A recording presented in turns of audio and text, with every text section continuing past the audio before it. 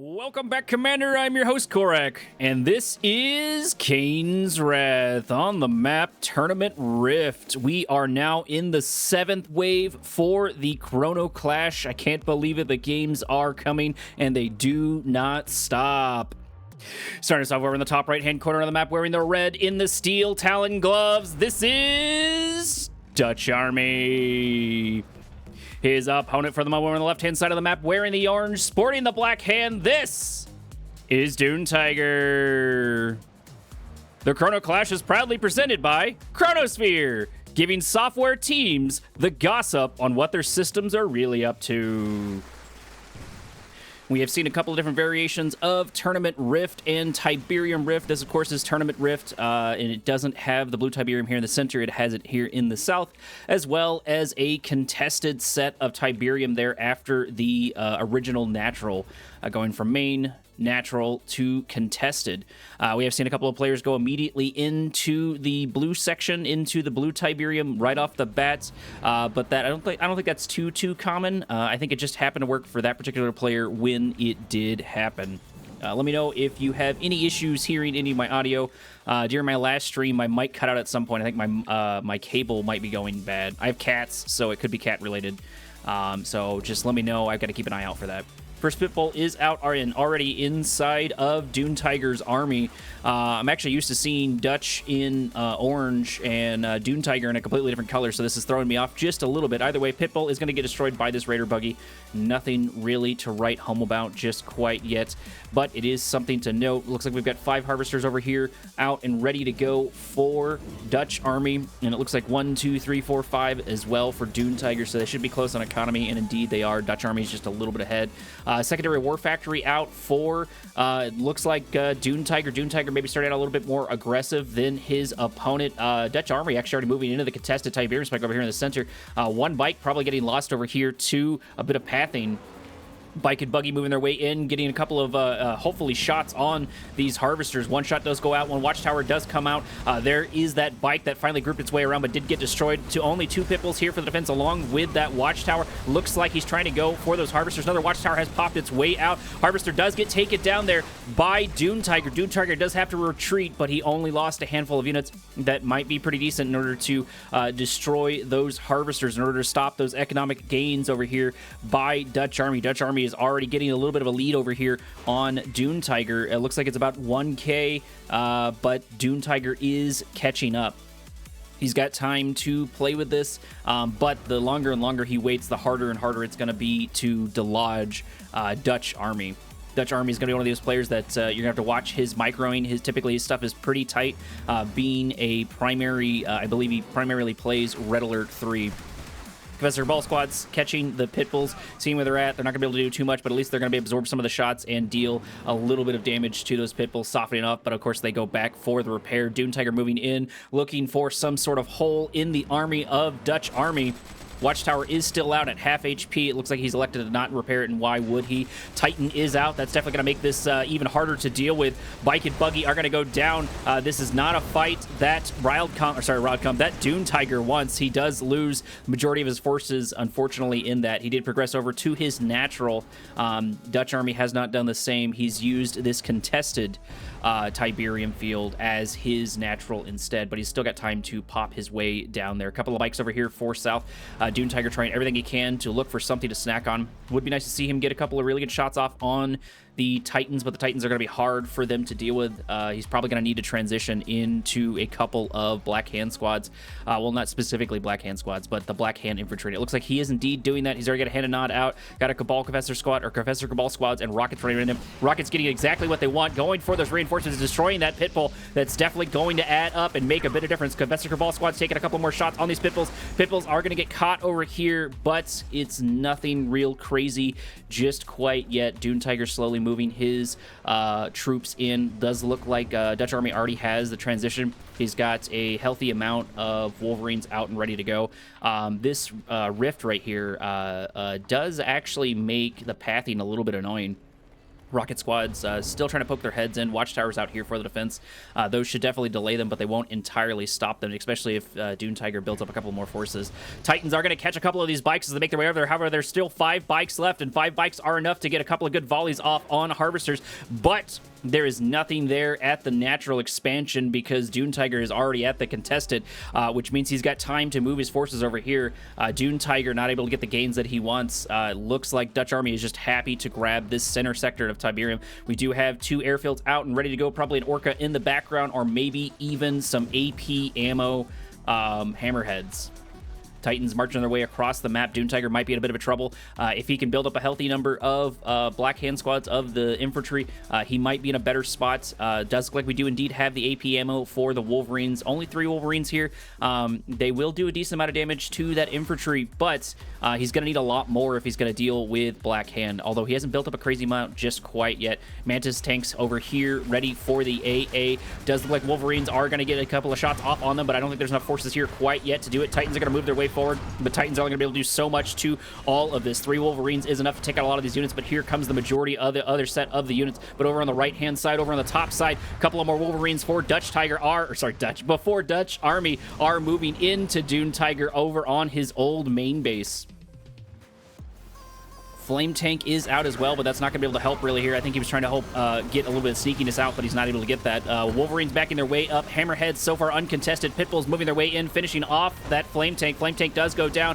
Wolverines have plenty of firepower here to deal with all of these infantry. Just not enough of them were built up. A couple of Mantis tanks here for the defense, but so far they are useless. Hand of Nod goes down. Obelisk of Light is out. That should definitely help. That should definitely kill a whole bunch of these Wolverines, which are going to be the bane of Dune Tiger. Orca Strike popping its way down. Not sure what it's going to hit. Harvester getting targeted. Harvester backing its way out. 2 Harvesters trying to get out. Does look like we've got a couple of particle charge beams hitting the Pitbulls, which are going to do nominal damage to it, but the Mantises are here to start trying to deal with that.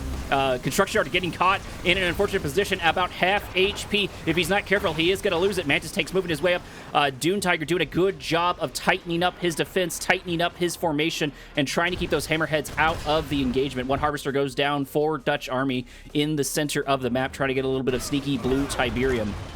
Rocket squads are going to get scouted, are going to get found out and destroyed by all of these Hammerheads. It looks like mass Hammerheads are going to be the name of the game for Dutch Army.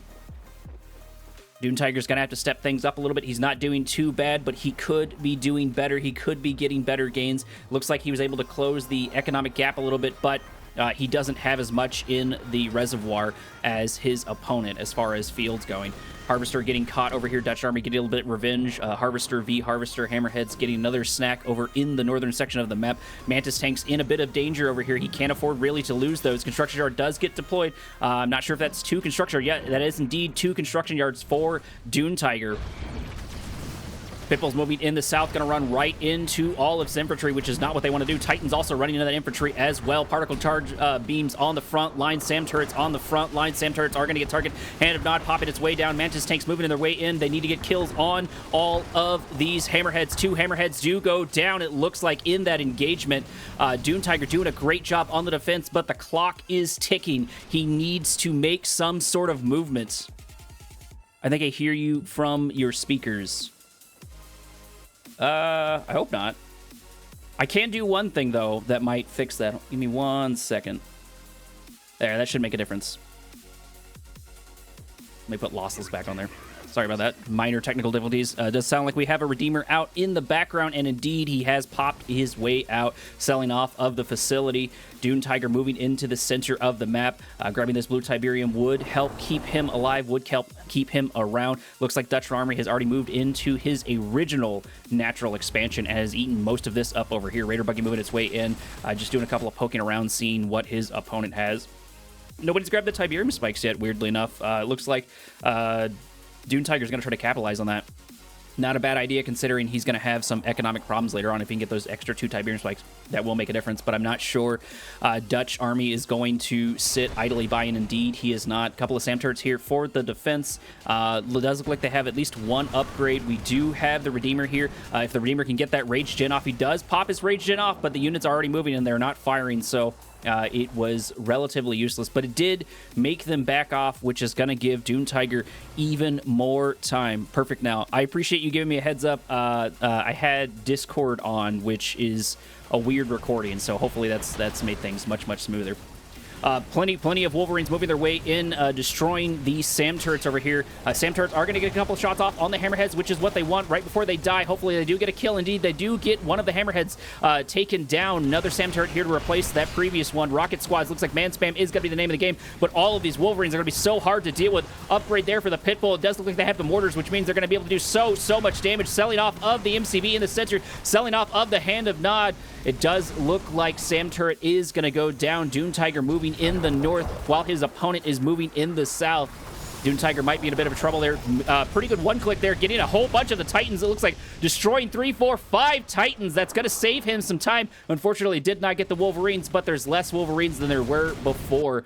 SAM turrets are going to get targeted and going to get destroyed. If these harvesters are not careful, they're going to get taken out here in a minute. Redeemer moving his way forward, walking directly into these behemoths. It looks like he hasn't even taken any real damage just quite yet. There's the Rage Gen. Hopefully that gets a couple of these behemoths down. It does look like these hammerheads are moving their way in, dealing a good number of damage to Redeemer. Redeemer taking too much fire. Massive one-click there over on the hammerheads, destroying the majority of the hammerheads. I'm not sure what that was, but it did knock out so many of them. SAM turrets popping their way down. A couple of rocket squads are being produced that will help there. There's only 3 Wolverines left down over here. Dune Tiger and Dutch Army really going blow for blow. This is turning into a knockdown, drag-out fight. That is for sure. Neither one of them is wanting to give an inch or give a mile whatsoever. They're going to go fight to the end. Pitbull's going down in the south. Couple of hammerheads getting targeted. Titan going down as well. Everybody is taking losses on every single side of the field.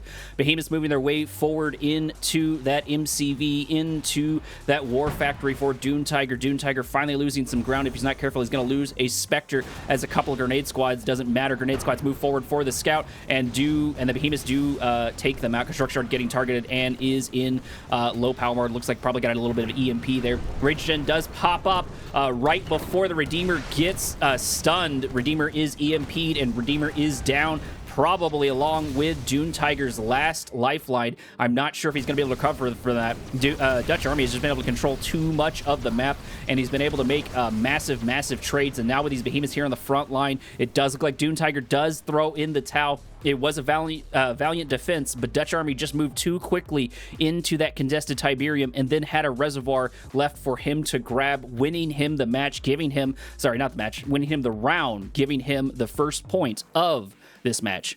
Give me one moment as we switch on to round 2.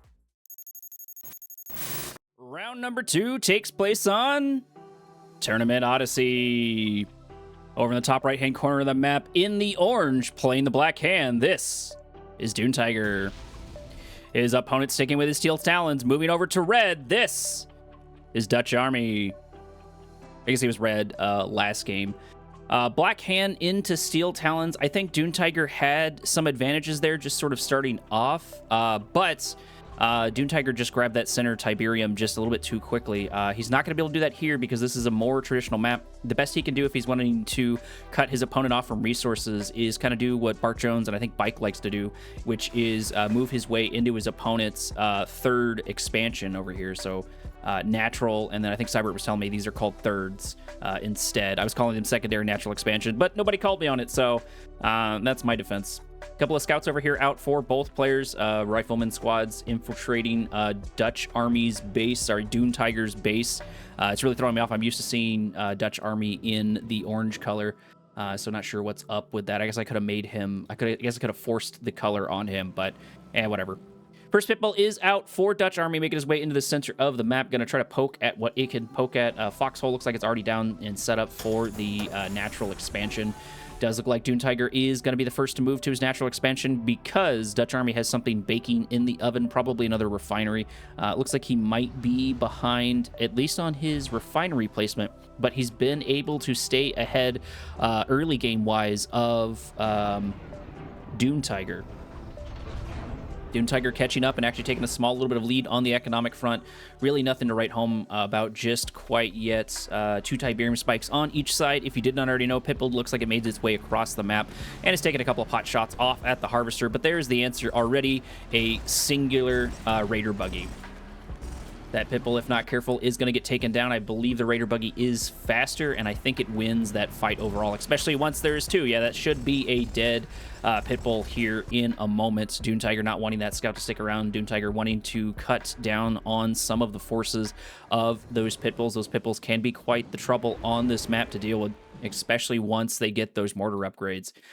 So even if they're not used early on, they can be used sort of as cavalry for some of the Total War players, to where they go in the background and hit with those mortars, and they kill structures quite quickly. Dune Tiger grabbing his bike and buggy. He tried this last time around. Hopefully he has a little bit more success. He only has 4 bikes. He would need 5 to do 2 volleys to destroy a harvester, but he's got these right now, and I say it right there, there's the 5th one on cue. So he's got a pretty good, healthy amount of these, and they are going to try and look for something to snack out. MRTs out here, 4 Steel Talons, 4 Dune Tiger. Dune Tiger popping a couple of shots off. 1 MRT does get targeted. It looks like he gets left to his doom. He does get destroyed. No deployment if there were any troops inside of it. Super late mine drop there. Not sure what that was, but maybe they're just hoping to get lucky, and it's not entirely possible for it to happen, or impossible for it to happen. Watchtower is out. Bikes do have to back their way out. They have plenty of shots here, but they need to get another set of volleys on in order to destroy that Watchtower. So that bot Dune Tiger, just a little bit extra time, or I guess Dutch Army, just a little bit extra time. Dune Tiger is the one aggressing. Dune Tiger looking desperately for a hole. Another Watchtower does pop its way out right on cue, keeping Dune Tiger outside of Dutch Army's base. He's searching desperately for some sort of hole, taking a couple more shots off at the mines. Looks like those mines were a little bit more useful, at least for absorbing a few shots here and there. Other than the bike and buggy, it doesn't look like Dune Tiger has been able to get too much scouting off on his opponent. Not that he needs to worry about it just quite yet, but he does need to worry about the transition. So far, it looks like we've got 2 Titans over here for Dutch Army. Probably happy to use those into the bike and buggy, because they don't necessarily have to catch them. If you use them defensively, and the bike and buggy just run into range, a couple of bikes and probably a buggy will get taken out, even just from 3 of them. A couple of Pitbulls here for Dutch Army moving in the northern section of the map, looking for something to snack on, but they're going to have a hard time finding quite the bite that they need. MRTs, it looks like may have deployed all of their units. Rocket squads are out to help pad out some of the stats over here. MRT taking a couple of shots, 1 Raider Buggy going down. MRT is, of course, going to repair that as these forces make their way in. A couple of Pitbulls over in the north taking a few pot shots off at the Harvester, maybe trying to hope that they don't ignore it, or maybe hoping that somebody overcommits over here for just 2 Pitbulls, and it looks like that might be the case. Man spam is already out over here for Dune Tiger. Dune Tiger going a bit more aggressive in this early on. Probably not a bad strategy, because if he'd been able to produce enough infantry in that last one, I think he might have fared quite nicely. There were a lot of Wolverines, but not as much as you might need. Attack bikes moving their way into the old main base, looking for something to snack on. This should be enough to do it. They do target a Harvester filled of Tiberium. 1 might go down here. It does get destroyed here. Still opportunity to destroy a couple more if they need to. 1 Harvester does get targeted. That's 2 Harvesters down, but at the cost of the majority of those bikes. Another engagement is beginning over here on the right-hand side. Defensive tower is getting targeted there by the man spam. Man spam moving into the natural expansion. If Dutch Army's not careful, he might be in a bit of danger. There is a good number of these watchtowers, but no AP ammo just quite yet. Not a whole bunch to deal with it. So if enough of these units do make their way in, they can focus fire, and they can begin to destroy a couple of things. It looks like they're going to focus on the war factory, but it might cost them their lives. It does go down. The laser fence does go down. It does go down to half HP, and it looks like these forces might get wrapped up before really any damage gets dealt. Dune Tiger not really focusing on too much. Not sure what the point of that assault was. He didn't seem to have an objective in mind, and he's just sort of firing at anything and everything he can sort of get. Focus fire definitely not here. He did get a couple of Wolverines out, but that's what the Wolverines were there for, is they were there to absorb the shots and deal with the man spam. Dutch Army got exactly what he wants. T3 and Operations Center out here for his opponent. Looks like attack bikes try to move in and get another snipe on one of the Harvesters, and they may have been able to get it because there's no more Harvesters left on that side of the map, but Dutch Army might have also just pulled them out in time.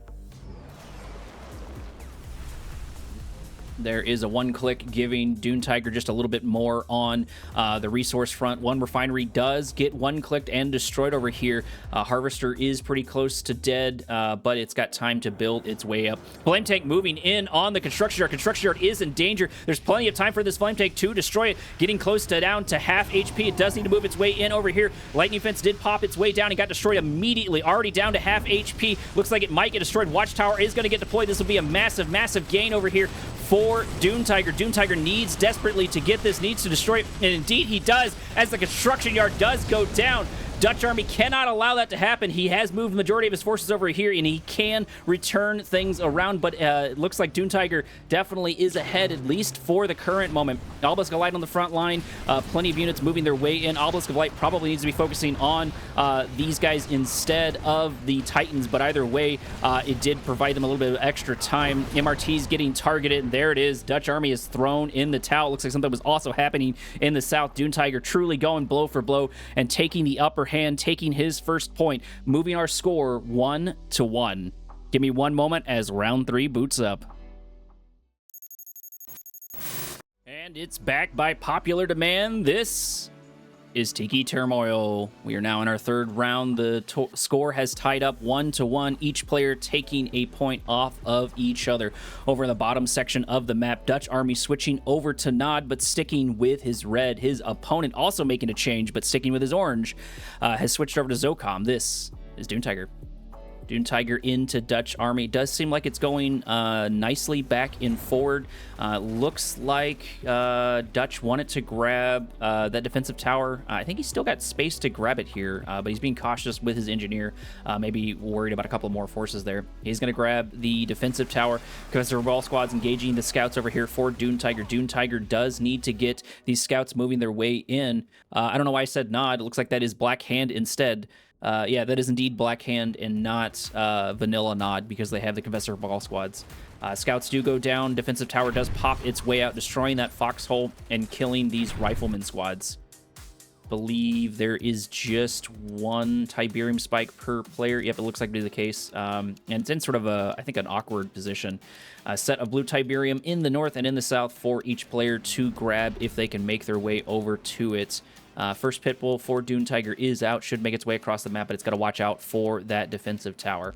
Dune Tiger might finally be able to get a little bit of scouts off with the remainder of these Rifleman squads making their way into their opponent's base. Natural expansion is being expanded upon by the MCV of Dutch Army, and it looks like it's a little bit ahead of Dune Tiger, at least for the current moment.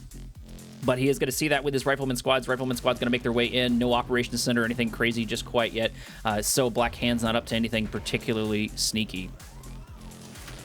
Dune Tiger is going to move over into his natural expansion, making his way down there, trying to get some economic gains. So far, they both tied majority of this match. I think that Dutch Army has been a little bit better on the economic front, but it looks like Dune Tiger has tightened up his early game just a little bit, and Dutch Army is actually falling a tiny bit behind, but nothing really to write home about just quite yet. Scouts making their way into both opponents' base. Pitbull taking a couple of free shots off, but of course it has to back its way out because a single Raider buggy should be enough to deal with it, and that Raider buggy should be able to take it down because of its speed. Watchtower killing the Confessor Ball squads inside of Dune Tiger's base, which means that Scout is gone, but that cannot be said. The same cannot be said for Dune Tiger inside of his opponent's base. Pitbull looking for something to snack on, but still going to get destroyed. Nowhere really it can go, so we wanted to get a bit more scouting off. It is going to see the refinery, is going to see the singular harvester popping its way out. So far, they are in lockstep with each other in, looks like, economy overall and build orders. This is one of those maps that you can really capitalize on rushes, I feel, because of the distance. It's not the easiest to capitalize, but we've already seen Phoenix, for example, do a slower rush successfully onto his opponent. He was able to get 2 sets of disintegrators without fast legs across the left and right hand side and time them correctly to attack at the same time, destroying 4 harvesters of Bart Jones. Attack bikes and raider buggies are out here and ready to go. It looks like there are 4 of them, not 5. There's the 5th one right there, which means they can take a couple of good shots off of the Harvester. Rocket Harvester is going to die here. There's no way it's going to get out. There's not an exit over there, bud. You are destroyed, which is going to be unfortunate for Dune Tiger. Losing that Harvester, losing that blue Tiberium is going to upset the economic gains that he got earlier, and the same cannot be said for his opponent. However, Dutch Army seems to have forgotten his Harvester right there, as it's just doing absolutely nothing. MRTs, or sorry, APCs moving their way in. They do get a couple of good shots off on these attack bikes. One of them did get a little bit of upgrade, but they should get taken out here by the Raider buggies or something. No, it's going to be left alone almost entirely. Pitbull's moving their way in, focusing on these Raider buggies. It looks like Dune Tiger is going to win this engagement, even though he did lose that Harvester, but he can make up some of his gains by destroying a few of those bike and buggies of his opponent. Dune Tiger already setting up in his opponent's are setting up a little bit of vision there for his 3rd expansion. Attack bike's going down over here. Pitbull versus attack bike. Looks like we lost a couple of maybe APCs or Pitbulls in that engagement has begun in earnest, but the concave is not here for Dune Tiger. Dune Tiger keeps taking small losses here and there, which means he's going to lose this fight overall. He needs to back his way out. AP ammo for the APCs, but it doesn't matter because the Black Hand Infantry are plenty strong to deal with those APCs, especially with APCs not having quite the numbers that they need. Only a handful of APCs left here from this original assault. A few Pitbulls, but Dune Tiger's going to have to step it up. He's going to have a hard time dealing with it. And there it is right there, right on cue. Here are the attack bikes moving their way in. Harvester at half HP. Hammerheads moving their way in. That should be enough to push them out APC, and somehow that Harvester does manage to stay alive. Dune Tiger definitely needs to hang on to every single one of those Harvesters. They're going to be really important, especially in this early game, especially into a player like Dutch Army. Dutch Army will snowball if you give him the chance, and so far Dune Tiger is not yet, although he has been making a bit more mistakes here than Dune Tiger. Foxhole going down, Rifleman squad's going down. It looks like Dutch Army is going to move his way in over here, at least prevent his opponent for the time being from taking that natural expansion, for taking that 3rd expansion. And indeed, Constrictor does get deployed right in time to save it. A whole world of hurt as the majority of the forces there for Dune Tiger make their way in, taking a couple of shots off on those Raider buggies. Raider buggies getting taken down as Dune Tiger moves into his 3rd expansion. Hammerhead's uncontested, taking Harvester down to half HP. Harvester about to get destroyed. Harvester going down. Attack bikes moving their way in. Those should be able to help deal with these Hammerheads. One Hammerhead might go down, but no. It looks like the speed is on the side of his opponent. Singular Rifleman squad taking a couple of pot shots off at that defensive tower. He's trying his best. He should try someone else's best, but he's trying his best.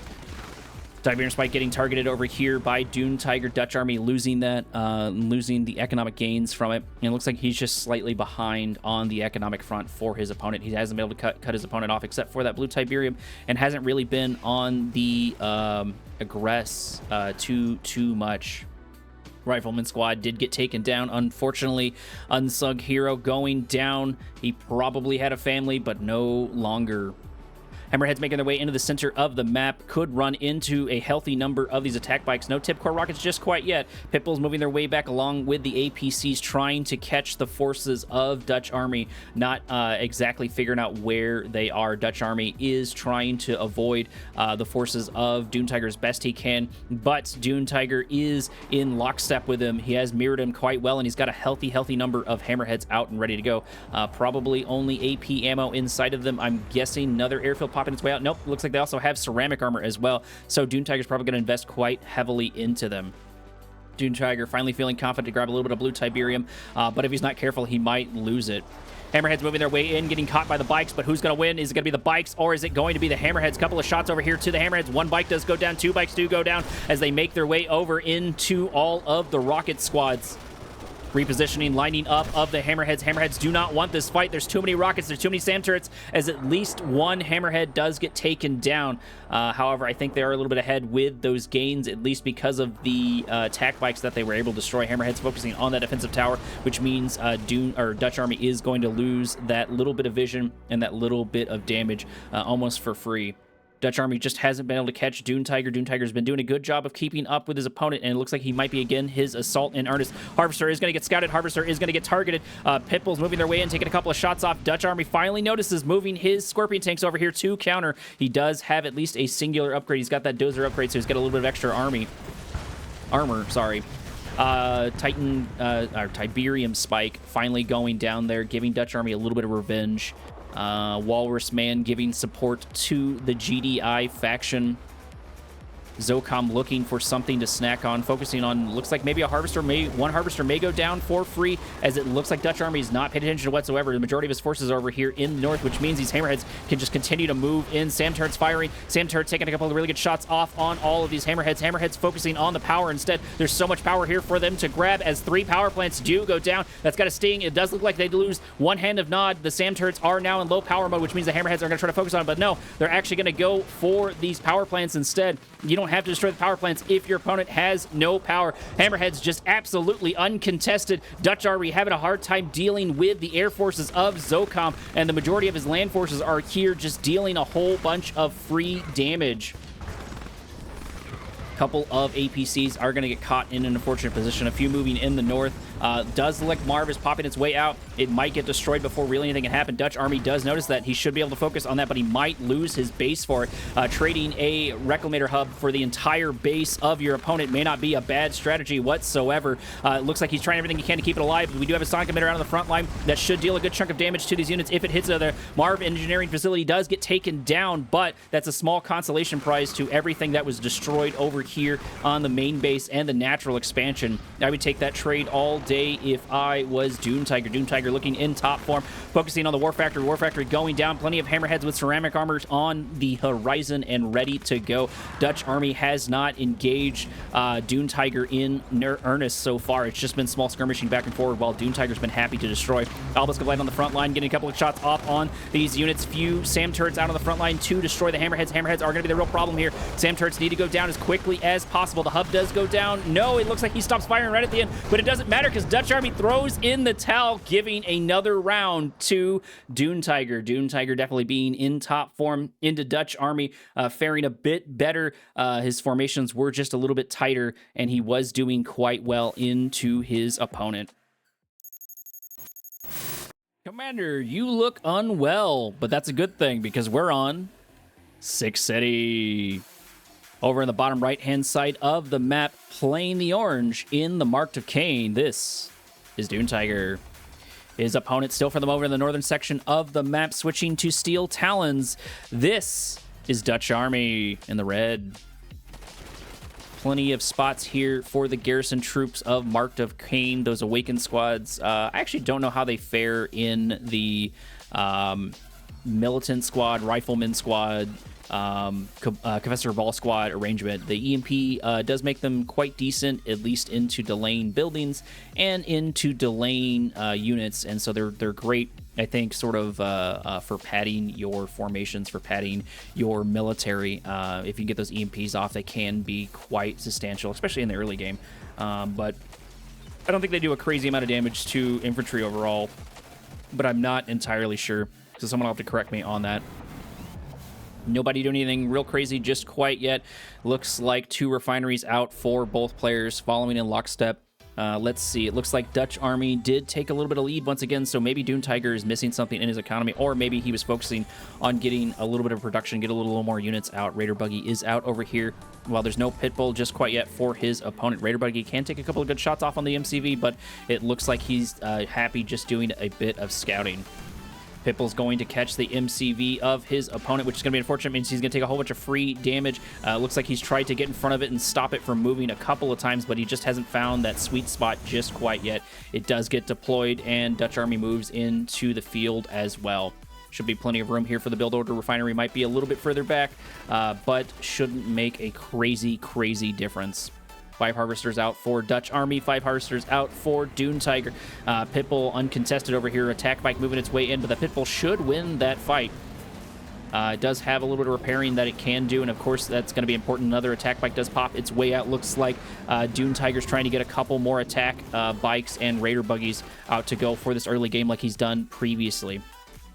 Refinery should be up over here and out for Dutch Army. Indeed, there it is, right on cue. Low power mode, our powering down of the refinery. A couple attack bikes taking free shots off of there, but the watchtower is already ready. That's something that Dutch Army seems to have out and ready to go, is he's always got a defensive tower, it feels, for these defense. And indeed, there's another one. Attack bikes just not able to find the purchase that they need. Only one of them left. You probably don't want to play with that Titan, but at the very least, they're going to get a little bit of scouting there on Dutch Army. Dutch Army has not done the same to his opponent, despite his opponent playing Nod. There it is, right on cue. The operations center is probably going to see something sneaky here in a minute. Maybe a flame tank, maybe a reckoner. Who knows? Nothing quite yet. Looks like a scorpion tank so far for the defense. These Titans, looks like probably our third Titan out over here for our opponent, making their way into his opponent's base quickly. Shredder Turret's out on the front line here to absorb some of the shots, but it would be nice to see a couple of, like a hand of Nod here to deal with these units instead. Plenty of Titans joining this fray. Another war factory. Looks like it's 2 war factories there for Dutch Army. Dutch Army is going to commit to this with a bit of a base rush, moving a couple of garrison units inside that building. Shredder Turret is going to get destroyed. Wonder if there's going to be a flame tank sneaking its way around. Looks like it's going to be beam cannons instead. Not sure how well those fare into Titans, but we're going to see it nonetheless. Harvester is in danger. You need to back your way out, but it looks like Titans are going to go for the refinery instead. Dutch Army setting up his construction yard here. Beam cannons getting caught by the Titans. Titans are going to be able to set up in a decent formation. There's at least one Scorpion takeover on that side. Not sure if anything important got its way out. Magnetic Mine Drop looks like not really getting anything there, but the Obelisk of Light, however, will do a good chunk. It looks like Dune Tiger has opted to do a bit of early teching up, it seems. 4, 5 beam cannons out and ready to go. Definitely outranging these Titans. Titans having to back their way out. No railguns for them just quite yet. Doesn't look like any flame tank or anything like that was produced. So the operations center was used for the T3. It looks like for that advanced level tech, and it seems to have worked. It seems to have subverted the expectations over here for Dutch Army. Dutch Army looking desperately for a spot to pop his way in. His Titans are limping along. One of them might get taken out here due to a little bit of poor auto pathing. Maybe he's not paying attention to him, or maybe he's just sending him out to scout. Not sure what he's doing, but he's about to walk into the wrong neighborhood by himself if he's not careful. I guess if he gets a harvester, that wouldn't be the worst thing. If Dutch Army's paying attention, he can probably stomp on these harvesters, or at the very least stop them from harvesting. Raider Buggy getting destroyed by Pitbulls in the right-hand side of the map. Titans still not able to find what they want to go for. Beam Cannons are going to finally notice this Titan. Looks like it was only able to do nominal damage. Air Factory out here, or Air Tower out for Marked of Kane, which means we're going to get a couple of Venoms out and ready to go. Looks like a couple people. Obelisk of Light out on the front line to destroy a couple of these Pitbulls. One Titan does go down due to the Obelisk of Light. Another one does get destroyed. And it looks like only 2, maybe 3 of them have remained, at least for the current moment. However, they can do a decent amount of damage if they are allowed. Venom getting destroyed over on the left-hand side. Beam cannons getting targeted here, but they are going to force the sell-off of the War Factory, destroying some more of the production, and they're going to be able to focus a couple of shots on the Titans, but they're about to be in danger. You need to back them out of their Dune Tiger. You don't want to lose these units. They're really expensive, and you definitely don't want to take any losses on them just quite yet, and of course he does. He does lose 1 beam cannon.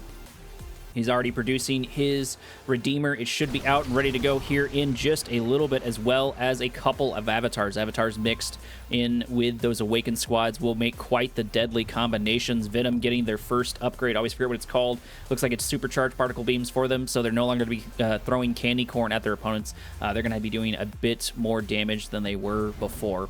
Avatar and Hand of Nod probably going to get the padding of the formation with just all of these Avatars with a mix of infantry in and out of it to support this Redeemer. At the very least, it looks like maybe 1, maybe 2 engineers are already set up here for Dune Tiger for his Redeemer. Titans here on the fence. Dutch Army just not able to find a hole in his opponent, not wanting to take these engagement. Looks like Venom's doing a good job destroying the Orcas. Not sure if the Orcas were really able to get anything. It looks like I may have missed it, but the Venom's doing a great job of killing these Orcas, and so far nothing has really stopped the death of them. Hammerheads here, but they cannot really deal with the units of the Venoms, units of Dune Tiger. Dutch Army going for the Tiberium Spike. It looks like they're for Dune Tiger. That wouldn't be a bad strategy if you think this game's going to go later on, and he wasn't able to end it as quickly as he wants, so he's probably expecting that, as the Titan Spike or Tiberium Spike should go down here rather quickly. Not sure what that ping was, but either way, that has gone down.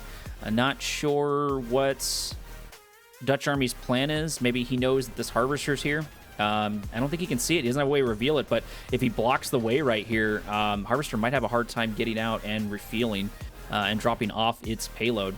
Behemoth's popping their way out along with a couple of AP ammo, hammerheads, so it looks like we're going to have a decent amount of air forces for each side. Venom's moving their way in, looking for something to snack on, trying to get one of these Harvesters. And indeed, they do find one, but the Pitbulls still have time to respond. Dutch Army has time to respond, but he puts an AA battery all the way over there where it's going to be useless. These units can just sort of sit there and stop him from harvesting, which should be enough. It looks like that Harvester did manage to make it out without really any damage being dealt whatsoever. Harvesters move their way in and have to back their way out. There it is. AA battery has finally popped its way out.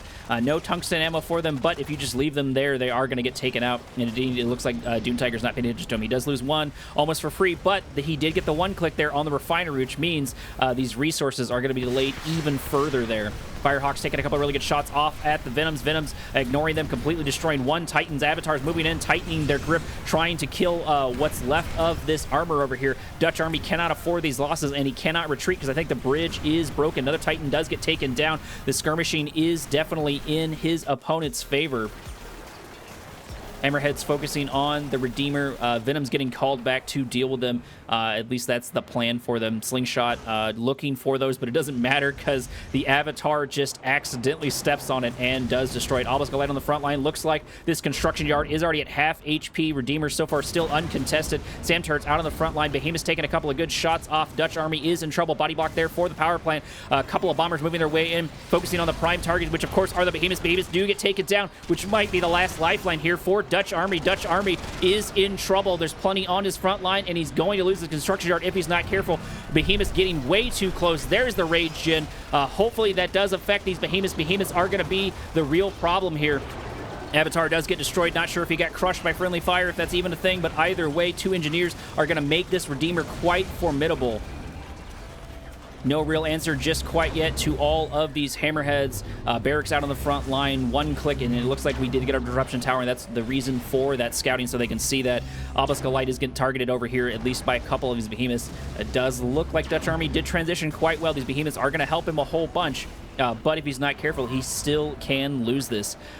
Looks like Spectre has moved its way onto the front line. That would be really good, having that artillery out and ready to go, especially if you're going to go for that construction yard. Indeed, they are. Another one in the background, it looks like, going for it. One Spectre is going to get targeted, having to pack up, having to get destroyed, but it doesn't matter because the MCV does go down. Another Obelisk Light on the front line. Watchtowers not enough to stop this assault, as this Redeemer is just ignoring everything because he's got two engineers inside of him.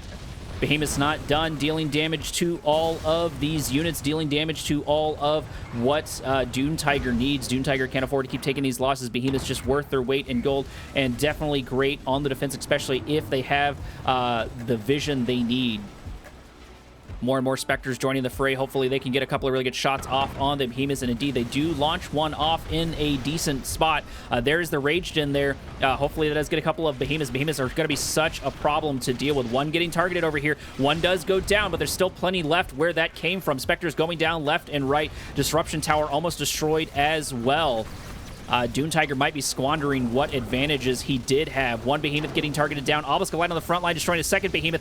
Killing maybe the third Behemoth here in a second. Does go down to half HP. There is time to destroy it. No, there is low power mode. That's extremely unfortunate. He cannot afford that. He needs to destroy every one of these Behemoths as quickly as he can, as another one does go down. Redeemer still not going down, but the Behemoth is going to go down. Doom Tiger is in a world of hurt right here, as this Redeemer is just sitting inside of his front line, just not getting destroyed. Husk getting destroyed left and right, though.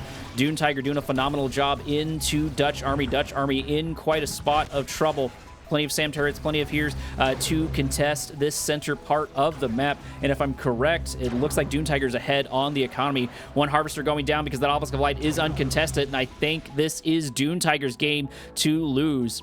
I think he has to mess up quite substantially. A couple of Titans getting forgotten over here. No reason for them to continue to be there because that bridge is already destroyed. Looks like a couple of hammerheads going for that Tiberium spike there for Doom Tiger. Looks like he stuck an engineer over there at one point. Harvester long distance harvesting gonna get destroyed. Redeemer still not even below half HP. Spectres destroying the remaining forces of Dutch Army.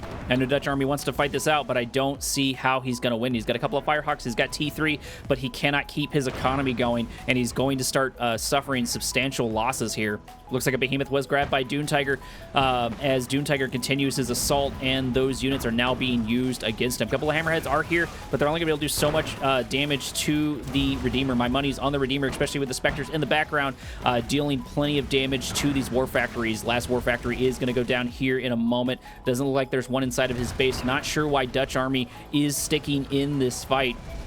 Behemoth going down, Fire Cell in the south, and really not sure what the goal is. Looks like that is going to be the GG. He is throwing in the towel, giving another point to Dune Tiger, I believe. There we go. Last building did get sold off, giving Dune Tiger his much-needed point, which means he's going to continue further on into the tournament, and Dutch Army might be in a bit of a trouble because I think that's either his first or second loss. If it's a second loss, he'll have to reconnect inside of the loser's bracket. Give me one moment as we boot up the next match. Match 2, round 1 takes place on Tiki Turmoil. Starts over in the top right-hand corner of the map, wearing the red in the Zocom. This is Dutch Army. His opponent from the moment in the bottom left-hand corner of the map, playing the Traveler 59. This is Fate Zero in the Cyan.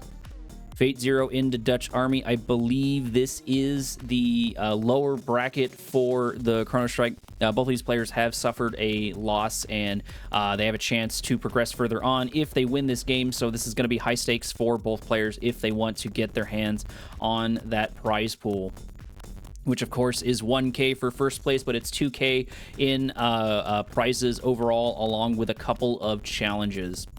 Might just be the one challenge. I haven't looked at it too much. I've just had too many games on my hand. Fate Zero moving his Buzzer squads inside of his opponent's base, inside Dutch Army's base. Dutch Army not able to get a scout in just quite yet. Singular Rifleman squad should be able to do it, so he's going to see if his opponent's up to really anything sneaky, but I suspect we're not going to see anything like that yet, at least from Fate Zero. Nobody moving into their second natural expansion just quite yet. I say that right as right as Dutch Army packs up and makes his way to his natural expansion. Doesn't look like there's enough blue Tiberium for anyone to grab just quite yet. Tiberium Spike's still in a really weird spot for me. Looks like it's a kind of a dangerous spot, but at the very least, it does give them a bit of vision. Words are hard. Refineries in the background probably for both players. Looks like that is cooking it up. Buzzer squad's moving their way into Dutch Army's base. Nothing really crazy. He's not playing nods, so we don't have to worry about any shenanigans just quite yet. The shenanigans might be more on this side, might be more on Fate Zero's side, as I suspect we're going to get something more vanilla from Dutch Army, more stable from Dutch Army. Looks like 5 Harvesters and a 6th one going down to the natural.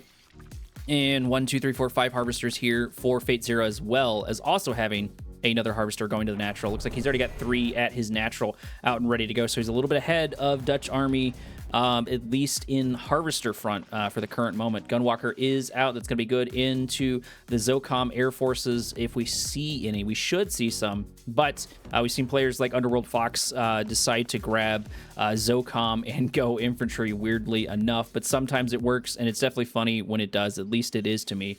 APC's out for Dutch Army, making their way over to the natural expansion, maybe trying to find something to snack on. It doesn't look like there's really anything in them, so I'm not sure what all they're going to be able to accomplish other than just absorbing damage. It looks like that might be their purpose, at least for the current moment.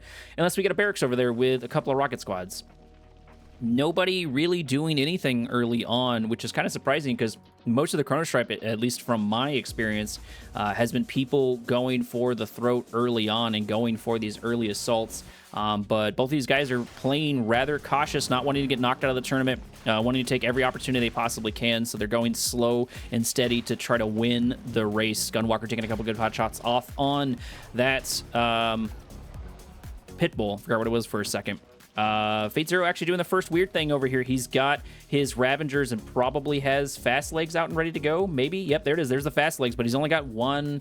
It looks like one Ravager so far. You're going to need more than one Ravager. There's the second one out and ready to go. I don't think the Pitbull did see it. That is going to be something to keep an eye out for, but his opponent does know it's coming because this Foxhole did manage to catch it. APC's moving into the natural expansion of Fate Zero. Fate Zero having a couple of Shock Troopers and a good number of these Gunwalkers here to absorb the damage. Ravengers making their way back and forward. I think that is the third set of Ravengers. Nope, those are the same Ravengers. Orca Strike moving their way. No, maybe not Orca Strike. Nope, it definitely isn't Orca Strike. Orca Strike moving their way in, trying to get a couple of pot shots off, but of course it just wanted a bit of scouting. APC's getting caught in an unfortunate position. One going down to half HP. Gunwalkers having to back their way out, but I think Fate Zero is going to win this engagement. He has the deal, but he needs to get these Shock Troopers out and ready and moving forward, but maybe he's just happy to win with the Gunwalkers. Ravengers are able to take out a Harvester over in the top right-hand side. That is nice to see. There are a couple of them left, but one squad did go down due to the Watchtower. Definitely a pretty good trade, I think, for Fate Zero. Fate Zero does lose the other ones to a AP ammo ceramic armor hammerhead as it makes its way across the map, looking for some havoc it can deal. But Fate Zero has a good, healthy number of units here out and ready to go. And so far, these Shock Troopers have stayed completely back. It looks like they're just here to deal damage to the buildings. But these Gunwalkers won't do bad damage in general because of their numbers as they march their way across the map. Not sure if they have any upgrades. It doesn't look like they have any upgrades just quite yet. AP ammo inside the Watchtower. A couple of tanks here for Dune Tiger. Sonic Emitter on the front line. That should do damage to all these units. Gunwalkers do have to retreat and back their way out as they take a good number of damage. Blink forward for the Shock Troopers as they go for the throat, as they go for the economy there for Dutch Army. Shock Troopers trying desperately to engage on this last little Harvester. Harvester just having the smallest amount of HP, and the majority of those Shock Troopers there dying for Fate Zero. Fate Zero getting a little bit sloppy in his engagement, but I think he's got the field advantage, at least for the current moment. Dutch Army has been doing a good job of keeping vision everywhere he can. Ravengers taking a bunch of free damage, which is going to be unfortunate for them as one of them does go down to the Rifleman squad inside of that. That is definitely what Dutch Army wants to see. That's what he wants to do in these fights. Fate Zero now moving in for another assault, going into Dutch Army's base. Focusing on these Harvesters. You can't afford to lose any more Harvesters. Small blink forward of the Shock Troopers, but they do get taken down rather quickly. A couple of Cultists here in the background, but they're already hurt. They might be able to grab a Harvester. They might be able to grab a tank, but it just depends on if Dutch Army is watching, and especially watching his Watchtowers, because his Watchtowers will be super important for dealing with that. Sonic Emitter for the defense here for Dutch Army. Dutch Army is doing a small little bit of engagement here with these APCs. APCs destroying disintegrators, and it looks like they're continuing to focus on that. T3 does get targeted there by the Firehawks, but it's not enough. No, the last little engagement, the last little bomb there did take out the T3, so that means Fate Zero has to completely rebuild that T3. However, he's in a good position over here with all of these units. He's got a couple of tripods. He's got a Devastator Warship. He's got all of the cards here to deal with this. Biggest problem is going to be dealing with that Sonic Emitter. That Devastator Warship needs to focus on it, and indeed it is, as it goes down to half HP and accidentally gets a couple of splash damage there on the Sonic Emitter. Can't ask for a better shot there. Harvester's getting targeted by the Gunwalkers. One should get taken down. Firehawks are going to take out the Devastator Warship, but the Sonic Emitter has already taken so much damage. One tank getting grabbed by the Cultists. Another Devastator Warship here to replace the other one. Focusing on that Sonic Emitter. Sonic Emitter does go down. That's great for that Devastator Warship. Tanks running right into the assimilators. Dutch Army being baited into Fate Zero. Devastator Warship taking out Watchtower after Watchtower, being a great artillery over here.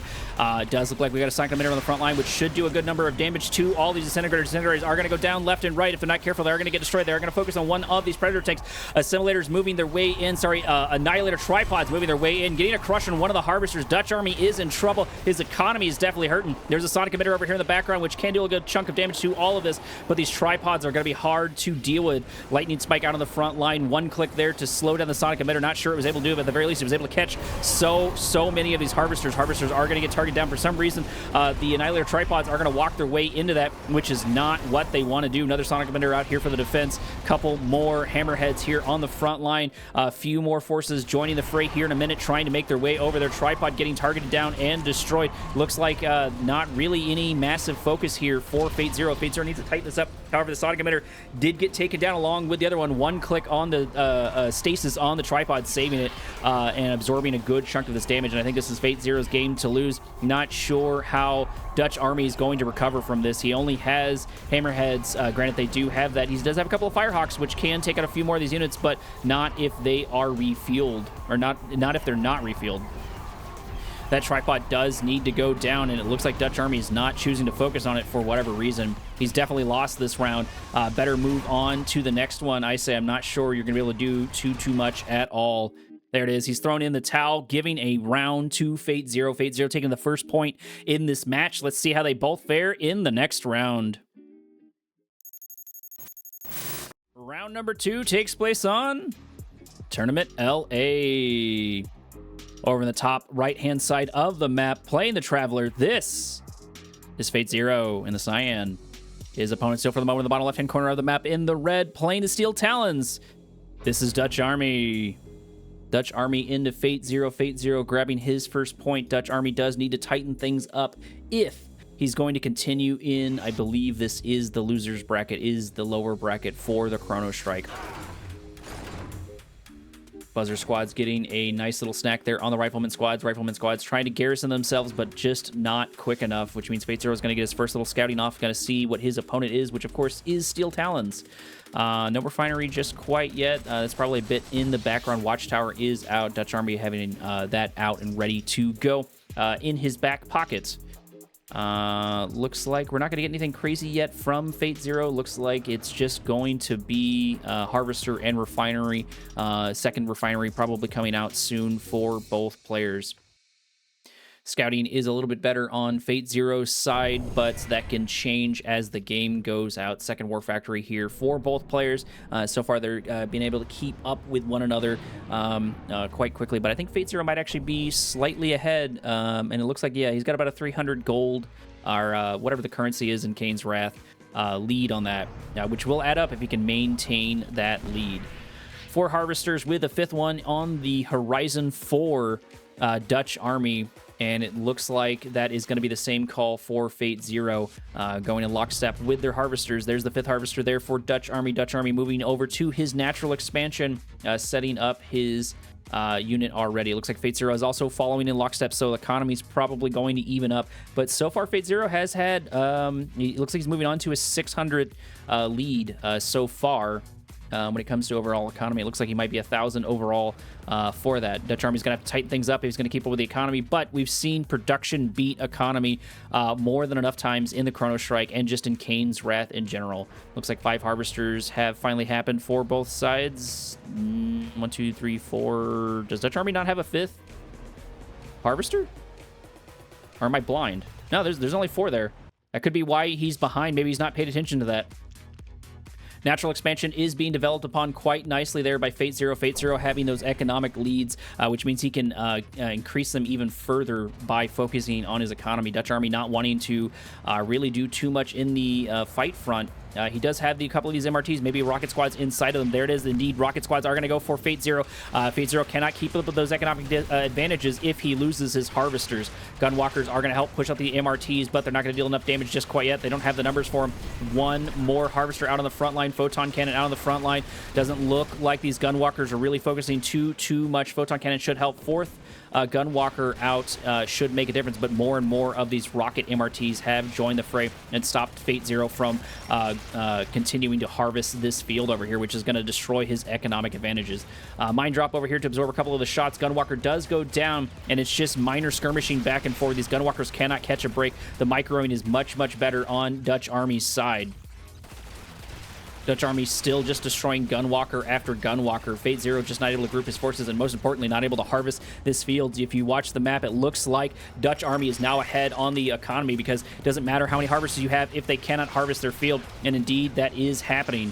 The skirmishing is definitely going to favor these MRTs, because anytime these Gunwalkers do a nominal amount of damage to them, they're just going to repair one another and get back in the fray. Shock Troopers moving their way forward. Those should fare quite better in them, but they're going to run right into the minefield. That's going to be really unfortunate as an entire squad does go down. The microing is very, very strong with Dutch Army, and he's thought 3 moves ahead. Harvesters can finally return after some time, but I think the damage is already done. Dutch Army has gotten his lead. He's got almost a 2K lead on the economy front, and he's got the tempo very much so in his favor and has probably gotten into Fate Zero's head. Fate Zero's going to have to turn things around. He's going to have to step it up if he's going to deal with it. And most importantly, he's going to need a good transition. He does have a stasis chamber and a nerve center out and ready to go, so maybe we're going to see some Ravagers. Who knows? Wolverines getting exactly what they want, which is destroying these shock troopers. A couple of cultists here that could tip the scales. Cultists do have the fast legs. If they're able to grab MRTs, they can force MRT to destroy MRT. Gunwalkers here to absorb the damage. Cultists moving forward, looking for something to snack on, but it looks like they just can't quite get it. More and more cultists join the fray. Couple more shock troopers join the fray. Shock troopers having the upgrade. Cultists do grab one of the Wolverines. That's going to be good for them. Every one of these grabs is going to be really, really important. Another cultist moving its way in, grabbing another Wolverine. This is going to be really unfortunate, turning force against force, but they do get destroyed rather quickly. Wolverine's very good into those units. Gunwalker's now trying to tie up things, but I think this is in very much so in Dutch Army's favor as another Harvester does go down. Fate Zero just cannot harvest this field to save his life, and there's plenty of Wolverines here on the front line and plenty more reinforcements joining. 2 more Wolverines do join the fray. Cultists do grab something, but they get taken out just as quickly. It was a good strategy in mind, but I think Fate Zero is going to lose this base entirely. Dutch Army is just absolutely on top of it. MRTs are just so hard to deal with as another Harvester goes down. Not sure how Fate Zero is going to be able to turn this around. He is on his back foot for sure, and he does agree. He does throw in the towel, giving Dutch Army his first point. Both players have 1 and 1, each having 1 score, which means they're going to progress further into this match, but their backs are up against the wall if they lose. Here we are on Tournament Highlands. Over in the top right-hand side of the map in the red, playing the Steel Talons, this is Dutch Army. His opponent for the moment over on the left-hand side, sticking with his Cyan and also sticking with his Traveler. Give it up for Fate Zero. Fate Zero not able to tighten things up, not able to deal with the MRTs of Dune Tiger. Dune Tiger finding great purchase in Steel Talons into his opponent. Looks like Fate Zero is going to try something sneaky. Once again, he's got a couple of Disintegrators out and ready to go, which is not a bad idea. A couple of Buzzer Squads moving around on the south to give themselves a little bit of scouting and destroy a bit of the forces. A couple of Rocket Squads out here, Missile Squads out here for Dutch Army. Dutch Army maybe expecting Seeker Tanks or something like that, but we haven't seen Seeker Tanks yet from Fate Zero. It looks like he likes his weird things. Does have his fast legs over here for the Disintegrators, which means this is going to be a bit of a fast rush. There is the stasis chamber, as it looks like there's probably 5 squads of Disintegrators out and ready to go. Those can do quite a good amount of damage. What's going to be really important and will determine the key to success is if these Buzzer Squads stay ahead like they should and scout out Dutch Army. Dutch Army building an airfield. Looks like we're going to get a singular Hammerhead already ready to go. Engineer inside ox carts, looking like they're probably going to sneak their way around and get a little bit of those Tiberium spikes from their opponents. Disintegrators will get destroyed here by all of these Hammerheads. Hammerheads absolutely uncontested. Hammerhead should be able to take out a good number of damage. Does look like a good chunk of those units are going to go down as this rush is all but gone. They still have time to deal damage, but they have to make their way in quick. They are going to go for one of the Harvester, the singular Harvester there for Dutch Army. Going to have to force it out. Which means that there's going to be no economy coming here for Dutch Army, at least from his Harvesters. That's going to slow things down, but that's not quite what Fate Zero wants. Fate Zero just wasn't quick enough as he's losing his Tiberium Spikes. 1 Tiberium Spike does get grabbed. Going to take a little bit to recoup that cost selling off of the air facility. Command post still in the front line, but that Hammerhead should really tip things. I think that might be 2 Hammerheads so far for Dutch Army. Gunwalkers are going to be the good transition over here, finding probably a bit more purchase than they did last time against Dutch Army. Looks like we've got a couple of rocket squads inside the Gunwalkers, which means they're going to do a bit more damage to the Gunwalkers, but the Hammerheads need to be careful, and they don't have a way to repair because that airfield is down. One of them already down to half HP. Just 1 Gunwalker really just able to push them out. It did get close to getting destroyed, but it's already got the defender's advantage. Fate Zero, not sure, has had time to recoup these Tiberium Spikes. Having that down is going to suck, but I think he's still ahead. Yeah, it looks like he's still ahead so far by about 300, probably because those Disintegrators pushed out the only Harvester of Dutch Army. Dutch Army finally moving to his natural expansion. Fate Zero not following in suit just quite yet. Low power mode because of this plasma missile battery. Just as the Hammerheads move their way in, start taking a bit of damage on that reactor. Reactor going down to half HP. Hammerheads continuing their buzzing, continuing their annoyance and their assault on Fate Zero.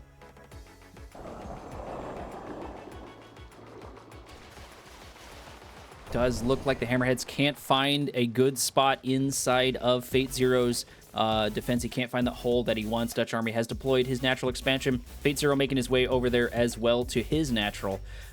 Fate Zero having is really able to sort of cancel the gains from these Hammerheads. He did lose 5 disintegrators early on, but just 1 or 2 gunwalkers do quite well into these Hammerheads, especially without their ceramic armor, especially without their AP ammo. But what Dutch Army can use them for is he can do a good amount of scouting with them. He can see what's on the map. He can see around the map. He can try and find holes, which, of course, he's having a hard time doing because Fate Zero's already set up a couple of these plasma missile batteries. And Dutch Army hasn't done too much scouting other than with his Hammerheads, so he can't see the holes. Like, so if because of the Hammerheads made their way over here, they could get a couple of free shots off, but the Harvesters could just run back inside that area. Dutch Army finally getting a little bit of scouting off, but it doesn't matter because the Gunwalkers are out here and ready to go. Both players playing kind of slow, I feel, or maybe just some of the other games I've been casting have been significantly more intense. Low power mode, which means the nerve center and the plasma missile batteries are down. Hammerheads are moving in the spot that I was hoping they would. Going for it looks like the soft and safe target, which is going to be this power plant. Power plant going down to half HP, costing Fate Zero just a little bit more money as the Gunwalker moves its way in. He does protect his facility, but he does lose a little bit of cash there, as Dune Tiger is the first to grab a little bit of blue Tiberium in the southern expansion. Maybe someone was able to grab some here, but I was not able to catch who it was if they did. I really want to know what Fate Zero's transition's going to be. These Hammerheads can be helpful, but they're really probably just going to be there for absorbing shots. Fate Zero doing a better job of scouting out his opponent, sending that Gunwalker in, running into the Watchtower, just seeing and poking around. Going to reverse move its way over to the old main base, going to run directly into those Titans, but that means that Fate Zero is going to know his opponent has a couple of Titans. Hammerheads did find a decent purchase there, killing those shock troopers. That's going to help for sure. Every one of those shock troopers getting taken down is going to be super helpful, especially if they can get them before the shock troopers can fire up. Gunwalkers moving their way in, focusing on the foxhole. Does look like it's going to be mass shock troopers here in the center. Fate Zero is finally ready and has set up a strategy and is going to try to take maybe the center of the map or begin a bit of harassment. Titans out on the front lines. Those will be good into the Gunwalkers, but not real great into all of these super, super fast shock troopers. Shock troopers are not grouped up just quite yet, which will be nice. Neither are the Gunwalkers. Gunwalkers may be doing a little bit of scouting out there, looking for something to snack on, looking for where they need to attack. Watchtower on the front line, pushing back those units. Fate Zero not having his units grouped up, but he does have good center map control.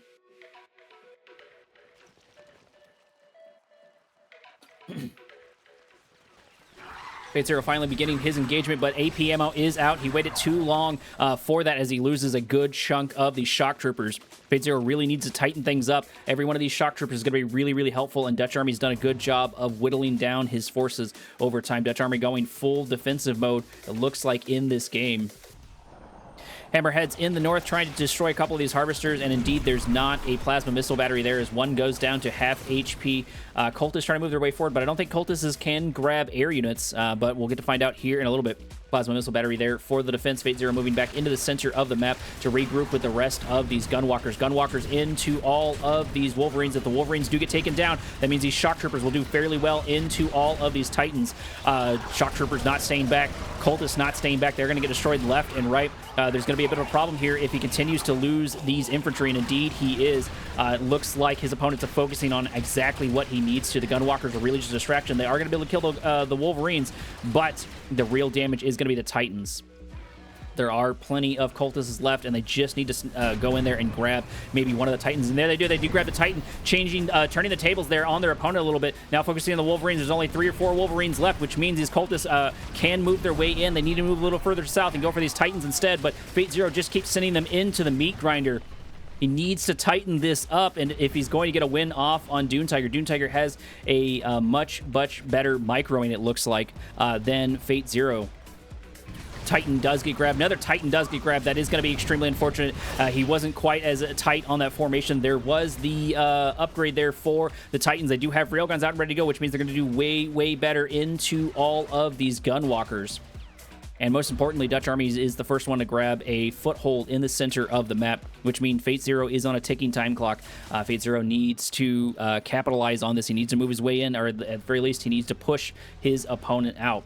Maybe he's got some sort of transition in the background. Not sure. It looks like it's just going to be mass cultists left and right, which can tip the favor. Gunwalkers do want this fight. Gunwalkers do want to start destroying all of these Wolverines. They need to destroy as many of them as possible. A couple of Titans do get grabbed, but the cultists get destroyed just as quickly. Gunwalkers haven't spent enough time destroying more and more of these Wolverines. Wolverines are going to be the name of the game because that's what's keeping Dune Tiger alive, and now Dune Tiger is taking over the center of the map entirely. Not only is he farming it, but he's also controlling it and pushing his opponent back.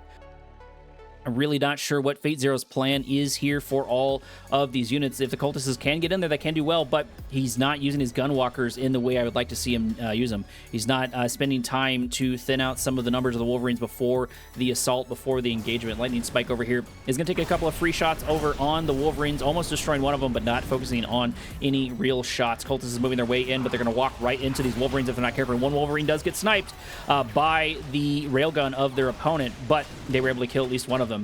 Skirmishing so far is in the favor of Fate Zero as he continues to whittle down these forces, but if we look at the economy, Dutch Army just has so much. He's twice income per minute for Fate Zero, which means he can afford to take these trades. He can afford to do that. Adaptive armor in the background. Dutch Army just has so much money. There's the one click. One click does pop its way up, missing the majority of the cultists, but catching a whole bunch of damage there on the gunwalkers. Cultists is moving their way in, just not able to find their purchase. Fate Zero needs to change the strategy. Harvesters going down. Titans marching their way across the map, and they can march directly into Fate Zero's base. Fate Zero seeing that, seeing all the armor there for his opponent, is going to throw in the towel, and as well he should, because Dutch Army had such an economic lead there on Fate Zero. There was no way for Fate Zero, I think, for him to turn that around. He still has a couple more opportunity that does give Dutch Army a 1-point lead. He's got 2 points. However, he's very close to match point, so he just needs to win this next round. Round number 4 takes place on Tournament Odyssey. Over in the top right-hand side, sticking with his red and sticking with his steel talons, this is still Dutch Army. Over the bottom left-hand side of the map, both players wanting to stick to their units. This is going to be Fate Zero in the Traveler 59, playing the Cyan. Hello there to RTBS1. Looks like I did miss your chat. I need to get some sort of audio there so I can hear it coming. Hopefully I didn't miss your message. Hopefully you're still around for me to say hello. But thank you for joining the chat nonetheless.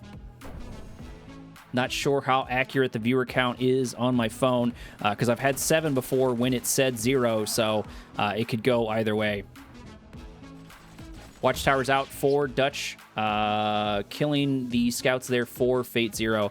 Everybody's starting off slow once again, wanting to be safe in their builds, and that is going to play in Steel Talon's favor. He definitely wants to build his snowball. He definitely wants to get his units up. First MRT is out, trying to force that Buzzer Squad out, but the Buzzer Squad is going to be a pest and continue its scouting run. Secondary refinery out for Dutch Army. If Dutch Army can get the economic lead like he did in the previous game, he will be sitting pretty in this match. Dutch Army already having a good number of these scouts out and ready to go. That is something I've seen that I really enjoy from him, is he's very good at already having these scouts out and ready to go. He's very good about capitalizing on vision, and it really does show. I think his strengths are vision and really his microing. I wish his transition was a little bit better, but you know, like, not every player can be perfect. Dutch Army has not been doing bad overall in this tournament. But he could do better, and I believe this is the lower bracket, so he's got to be careful. He's close to losing, but this is match points, so he just needs to win one more game in order to beat Fate Zero. Fate Zero having a harder time to tighten things up in the last round, and he's really going to have to tighten things up here. He's going to have a better transition.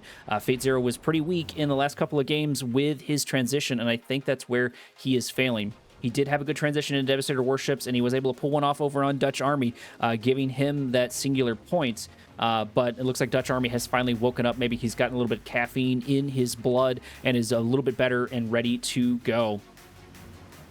MRTs moving their way into the first natural expansion over here for Fate Zero. Fate Zero not really having a big answer. He's only got these Gunwalkers, and these Gunwalkers did not fare quite well for him in the last one. Mind Drop does pop its way down. MRTs focusing on the Harvester. Instead, Harvester at half HP as MRTs are going full send. This could end a little bit sooner than Fate Zero wants, but that Harvester does have to back its way out. MRTs do have to back their way out. They will win this skirmishing. They will win this back and forward, and it looks like Dutch Army is here to stay. He's setting up a foxhole right now with his rifleman squads to catch these disintegrators when they get close. More Gunwalkers moving their way in. The Gunwalkers are only going to lose so much damage there to the MRTs. Photon Cannon will do a little bit more damage, and so will these disintegrators if they can get close. Right now, this is still very much so favoring Dutch Army, especially because he's preventing his opponent from harvesting.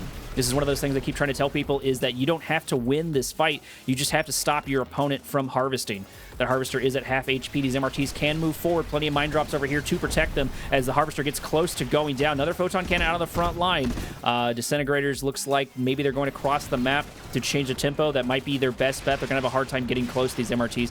MRTs continuing their skirmishing, backing forward. Rocket Squad's getting a little bit of upgrade as the Gunwalker does go down. Gunwalkers walk into the minefield and do get destroyed. Harvesters mark their way in, but Dutch Army has the control. Dutch Army can destroy this Harvester if they're not careful. Full set of volleys force that Harvester out once again. Does look like he's finally going to move all of these disintegrators across the map, but the transition's already here for Dutch Army. Dutch Army has these Wolverines out and ready to go. Lightning Spike on the front line. Gunwalker marching its way forward and is going to get destroyed. MRT taking a little bit too much damage there as the majority of these disintegrators here, the majority of this assault is all but over. Shock Troopers moving their way in. Does look like MRT does finally get caught, but Rocket Squads do pop their way inside of this foxhole. And it looks like, I think somebody got a heroic upgrade. That might be a heroic Rocket Squad inside there. That's going to be quite the pain to deal with. If the Shock Troopers can get close, they can deal with it. But I think that's one of the first times I've seen a heroic Rocket Squad. Dutch Army has already begun to develop his natural expansion. 2 refineries out, plenty of harvesters out and ready to go. Fate Zero not looking quite as pretty, but to his defense, he's been able to keep up the economy despite having being on his back foot with all of those MRTs. Shock Troopers going down for free, walking into the minefields of those MRTs, what they live left behind. It would have been nice to see a couple more minefields, but they did deploy a good number of them. Looks like Titans and Wolverines are going to be the name of the game, and why not? It worked really well, and Fate Zero seemed to have a hard time countering that. Buzzer Squads are going to kill that unfortunate, heroic Rocket Squad. That's not the fate I expected to see that early on. Losing to Buzzer Squads does suck, but they're very good at clearing out garrison troops. MRTs over here in the background focusing fire on these Shock Troopers, which is not what they need to go for. They don't have really any Rifleman Squads to take them out, but it might be enough. I take it back. It looks like there is at least one Rifleman Squad in this set. They do get a little bit of upgrade as that other troop does go down. Buzzer Squad's moving their way in to absorb a couple of these shots. Gunwalker's trying to capitalize on that as Fate Zero moves his Gunwalkers in the north as well as plenty of those cultists. Dutch Army continuing his assault in both the north and the south. His macro and micro are quite strong. Harvester getting targeted. Harvester having to back its way out. Massive one-click hitting the majority of the army over here. This could spell the doom over here for this army if these cultists can make their way in, but there's still too many Wolverines. Those Gunwalkers once again need to focus on those Wolverines in order to get any gains. MRT does go down in the southern section of the map. One click getting close to coming up, which means that Fate Zero is going to be in trouble. He did not have the forces. He did not have the control to destroy Dutch Army, despite that massive one click hitting the majority of his army. Dutch Army losing one of his MRTs, but was able to deploy those units right on time. He did grab, looks like one of these MRTs, but they popped their way immediately back inside of that garrison, inside that foxhole, destroying the MRT that they took. Does look like we got a Prodigy out ready to go. That is how we were able to grab it. And Fate Zero finally doing a bit of a better transition here. Has a couple of Mechapeds out and ready to go. And looks like they're going to avoid the majority of the forces here for Dutch Army. Dutch Army is set up in his third expansion, in his secondary natural expansion. Titan getting caught in an unfortunate position is going to get grabbed. That's going to be good for those cultists to grab as another set of them do not manage to do that. Would be nice to see these cultists back their way out. They're too close to the front line for my liking. Does look like Fate Zero was able to go over here and grab at least something, but the Prodigy did get destroyed for it. Not sure if it was an MRT, not sure what it was, but he did get a sell-off of something as a Mechapede does go down over in that side of the map. Was it the MRT or the MCV? it looks like, nope, Dutch Army did not lose his MCV, so he lost something in that little center section right there, which might have been an armory. I'm not sure what he got out of it. Better transition here for Fate Zero than we've seen before. He's got tripods as the cultists just run directly into their doom. Tripod moving its way forward, but if it's not careful, it's going to be in danger. Cultist after cultist getting taken down. Not sure why Fate Zero keeps investing in these cultists, as they're just not working out for his favor. Tripod moving its way forward. Tripod moving its way into its grave. Steel Talons rolling into Fate Zero's base. There it is. There is the GG. Fate Zero is not going to progress unless he gets in that very, very last redemption round, unless he signs up for that 5th and 6th bracket. That does mean that Dutch Army is going to progress, and he's going to go further into the tournament. Let's see how he fares. We have another match on the horizon. Give me one moment. Match number 3, round 1, takes place on Arabian Oasis. Over in the top left-hand corner of the map, playing the Cyan in the Zocom. Give it up for Jefferson. His opponent for the moment in the bottom left-hand corner, or bottom right-hand corner of the map in the green, rocking the nod. Give it up for Peter.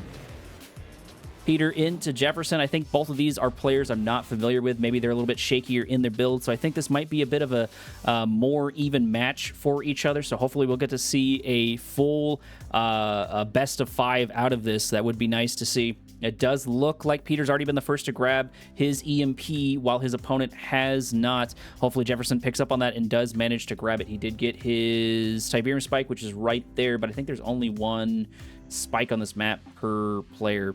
This is quite the weird map for me. First little scouts over here for Jefferson. Jefferson doing a better job than Peter of scouting out his opponents. Let's see how the economy is shaping up.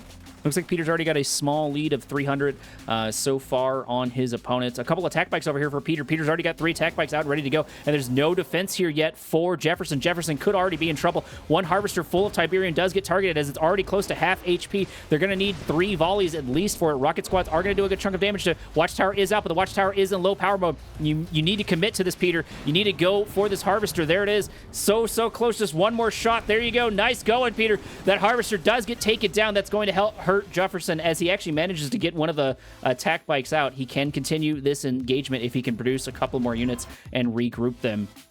Nice little grab there by Peter. Great to see. Jefferson does need to tighten up his defense, and he still has not grabbed his EMP Control Center. But we've seen people not grab the EMP Control Center and win the game overall. So we'll play it by ear. It's not an end-all, be-all, but it is still a useful tool, especially into GDI overall. This isn't Steel Talons. This is Zocom, but it is useful into GDI. Lower power mode once again for Jefferson. Scout is still inside his base first. Another attack bike is here. It looks like that is the old attack bike, getting some repairs inside of it. No one really coming out too strong other than that one assault. It looks like that did help capitalize on the gains for Peter. Peter having almost a K more in the bank and having 3K overall. Once again, production can beat economy, but this is going to give him at least a little bit of an advantage, and he's also developed his natural expansion quicker than his opponent. No one's grabbed blue Tiberium just quite yet. Probably waiting for it to ripen just a little bit better. First Scorpion tank is out for Peter. That's going to be good for him if he's worried about pit bulls, if he's worried about really anything, and no real response yet from Jefferson. Jefferson being behind in build, Jefferson being behind in economy, but he is catching up over time. Do have a command post on the front line, so maybe we're going to get a early airfield. Would not be that surprising for the Zocom player. More and more Scorpions do pop their way out. Peter up to something sneaky, has this operation center out and ready to go. Would be nice to see a couple of flame tanks. He needs to capitalize on his opponent not having much out so far. Zone Shatter is here, joined by another one. Those would do decent into a flame tank if the flame tank did pop its way out. Not sure what the operation center is upgrading right now. Maybe it's the dozer upgrade. That would probably be the safe bet since he has all these Scorpions out and ready to go. Attack bike sort of by itself doing a little bit of scouting. Watchtower is going to get targeted down. Scorpion tank should have no problem dealing with it, as they are now uncontested inside of Jefferson's base. Jefferson, if he was already setting up a refinery, is going to have a hard time doing anything like that, but he still has not set up his natural expansion. He's got to step things up if he's going to fight into his opponent. If he's going to fight into Peter, Peter has a decent economic lead and has more harvesters on the map. Guardian Cannon is going to help push out these units. Scorpion should be able to group attack bike moving its way in an unfortunate position. Zone Shatterers here on the front line, taking a couple of shots off. Does look like Raider Buggy got at least a little decent scout there on Jefferson's base right before it got destroyed. Peter using his units to control the center of the map like he should. Peter's doing all of the right things. Looks like he's a little more practiced than Jefferson. Zone Shatterers getting caught in an unfortunate position, getting sent to their doom as one of them does get taken down before it can do too much damage really to any of these units. Would be nice to see this a little bit tighter, but they were able to get that unit down. All that's left is the Guardian Cannon. Here is the Cavalry. Here is the AP ammo. Hammerheads, this is exactly what they do. And on top of that, they've got a couple of rocket squads inside of him. Peter might lose all of his advantage because he's definitely going to lose a healthy chunk of all of these Scorpion tanks. He needs to move these Raider Buggies forward in order to defend these units. There's no reason to lose all of them. There is the EMP right there, maybe trying to catch that, and does manage to get all of the Hammerheads there. EMP already worth its weight in gold. Jefferson losing his only advantage there. It looks like he turned that into a great bait and switch. That was why he wasn't sending his Raider Buggies in, because he had that EMP out and ready to go. Jesus, that EMP, I agree, was a really great EMP. It was perfectly timed. He walked right into it. Guardian Cannon finally going down. Scorpion tanks moving their way in. Harvesters in an unfortunate position, already moving for this expansion. Not sure why Peter's not focusing on them. That's what I would be going for. Those Harvesters are going to be really, really important. Raider Buggies running into all of those rocket squads. They need to turn their way around and get these rocket harvesters. They are finally focusing on the rocket harvester. Jefferson losing every single lead that he has, and he's going to be able to trouble. Rig out on the front line, but nothing really to support it. Nothing really for it to repair. Not sure what its plan is. Sure, it's got 2 Guardian Cannons on it, but it's only going to be able to do so much, as the majority of the harvesters here for Jefferson do get targeted and do get taken down. Zone Shatter does go down. Rig is the only thing left, but now the focus fire, now the concave is in full effect as it goes down, and it's absolutely useless in this engagement. Refinery out on the front line. It did not catch the harvester there in time. Looks like he's trying to get what gains he can, but it doesn't matter. I think this is in the bag.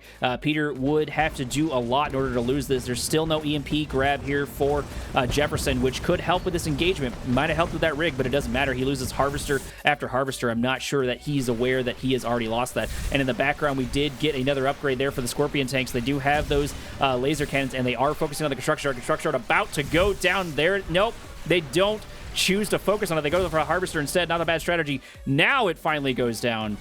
Jefferson is in trouble. Peter in top form. It's nice to see him do a little bit better. He did get a little bit crushed in his first round, but he's doing much, much better into Jefferson. Barracks getting taken down. AP ammo. Rifleman squads going down just as quickly, and soon to follow all of Jefferson's structure. Everything Jefferson has, if he's not careful. Another rig on the front line, but that's only going to be able to do so much. You needed to get rocket squads or something like that out, because it did cost you the game.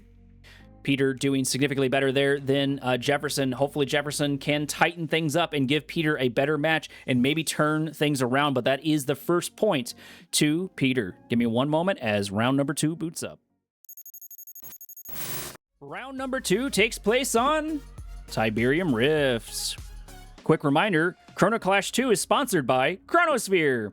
Your apps may misbehave, but at least you'll get a front row seat. Over in the top left-hand corner of the map, still in the Cyan, still in the Zocom, this is Jefferson. His opponent taking the first point over in the bottom right-hand corner of the map, sticking with the green and playing the nod. This is Peter. This is a more traditional map. Jefferson will have more time to prepare for the shenanigans of Peter, but Peter didn't do anything real crazy. He just kind of had a standard build and march Scorpion tanks into his opponent, and his opponent didn't manage to get really anything off in terms of defense. Would have been nice to see a couple of rocket squads. Sure, there were Raider Buggies, but those rocket squads would have been really nice into that. Shredder turrets killing the scouts there for Jefferson. Jefferson not even able to get really much of a peek inside of Peter's base. Peter already producing his first Raider Buggy, hopefully followed by a couple of attack bikes, but maybe he's focusing on his economy instead. Looks like a refinery is ready. Secondary refinery has popped its way out, followed shortly behind Jefferson. Jefferson doing a bit better job on the economy than he was last time. 3 harvesters, I think, for both players. Yep, 3 harvesters, probably with a 4th on the horizon in each war factory. So they're doing a bit better there. Militant squads looking and getting a little more scouts. Peter doing much, much better on the scouting front. Not that Jefferson didn't try, but he lost his units rather quickly to the forces of Peter, to that Shredder turret and to that Raider buggy. Only a singular Tiberium spike here per player. It's in a bit of better spot than, say, for example, Tiki Turmoil, but can still be quite undefendable at times. Would be nice to see Peter intercept this MCV and put that Raider buggy in front of it, but it looks like he's just going to be happy with the scout. He's going to be happy with just doing that poultry damage to it. It's going to be something, and having vision on your opponent is going to be important. Not that I think we're going to see really anything too crazy here from Zocom, but knowing that that early airfield out is going to be a good transition. There is no EMP here, though, to knock those units out of the sky. 5 Pipples out and ready to go. Jefferson coming out strong, and I'm not sure his opponent is quite ready for it. I say that as soon as the Scorpion produced, the Scorpions can do quite well if they can keep up with the Pitbull. Raider Buggy slightly faster than the Pitbulls, is going to be able to make it back to his base to absorb some of these shots and hopefully intercept these Pitbulls going for this natural expansion so far. Pitbulls making their way across the map into the Tiberium field here soon. Does look like we got the refinery that got deployed, but Peter was able to catch it with that low power mode, with that powering down. A couple of rocket squads are going to be produced here on the defense. Hopefully Peter is paying attention, but that should really help in his defense overall. Rocket squads did pop their way out. There they are. Took a little bit of time, but they did finally make their way out, which forces those Pitbulls out. Gets rid of what little advantage these Pitbulls did warrant for Jefferson. See if I have a moment to hydrate.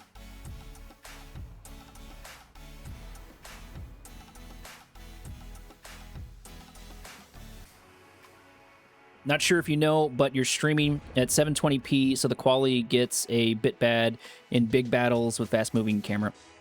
It should be in 1440. Did it? I wonder if it got bumped down. I'll have to check it in between matches. I will eventually do a sort of an intermission, and I'll check it then. It was previously at 1440 because I know some people were having some troubles with that. Are you sure it's not on your end? And it's I mean, I guess it could be on my end. I'm pretty sure I'm streaming. I thought it was higher before. Yeah, it was 1440. So I don't know what happened there. I didn't change any settings too much. Yeah, I messaged you about it at 1440. Yeah, I think you did. Scorpion tanks moving their way into the center of the map. Peter having those units out and ready to go, and I don't think Jefferson has a response really to them. It looks like he's got 2 war factories and a couple of these hammerheads. Hammerheads should fare a little bit better into these units, and there's no defense here for the air units. Scorpion tanks could be in quite trouble. This could be Jefferson's time to turn things around. No AP ammo in them just quite yet, but I'm sure that is soon to follow. Pitbulls making their way across the map, taking advantage of their speed. Yeah, you can check every game. Don't want to interrupt your cast. Yeah, fair enough. Scorpion tanks moving their way in, getting a couple of really good shots off on the power plant. Power plant going down to less than half HP. Jefferson focusing his fire on these units. These hammerheads need to come in sooner rather than later in order to deal with these units. Zone Shatter taking a couple of really good shots off on these units. It doesn't look like we've already got the dozer upgrade, power plant going down. Where are those hammerheads? Come on, you got to use those to your advantage. There are a couple of Raider buggies here in the background, but use those units to your advantage, man. Use those air units to your advantage. You have them. Use them. Jefferson's still not responding with his hammerheads. He has so many hammerheads in the background, and this is the perfect opportunity to use them, and he's just absolutely missing it. Another power plant probably going to go down almost for free. Peter just still uncontested, despite Jefferson having the forces to deal with it. Zone Shatter are going down, and now the units are free to destroy this refinery. Use your hammerheads, bro. There it is. He got the ceramic armor, but I'm not sure it was worth the wait. They do have rocket squads in them, and they are going to focus down on a good chunk of these Raider buggies, but I think the damage is already done, and they should be able to continue to roll into Jefferson's base. Now focusing on the War Factory. War Factory will go down here. Hammerheads are focusing on what they need to focus on, and now they have free reign on all of this, but the damage is already dealt. Peter has already gotten so many gains just from these units, destroying all of this infrastructure, destroying these refineries, destroying these hammerheads, or these harvesters, I should say. Hammerheads do finally manage to get the upper hand, but I think it's too little too late. Jefferson's going to have way more time to build up, and he has way more infrastructure, so he's going to have more investment in there. Hammerheads continuing their assault like they should. May as well try to capitalize on them, but would have been nice to see them significantly sooner. Another rig out for Jefferson. Jefferson really enjoying these rigs, but I haven't seen him have amazing use out of them, and I'm not sure what the purpose of them are. Maybe they do provide a little bit of anti-air, but it's not really helping you too much. Jefferson having a healthy number of Raider buggies and man spam. Peter having a healthy number of Raider buggies and man spam inside of his base, building up his forces over time. Probably going to be the first to expand into his third expansion.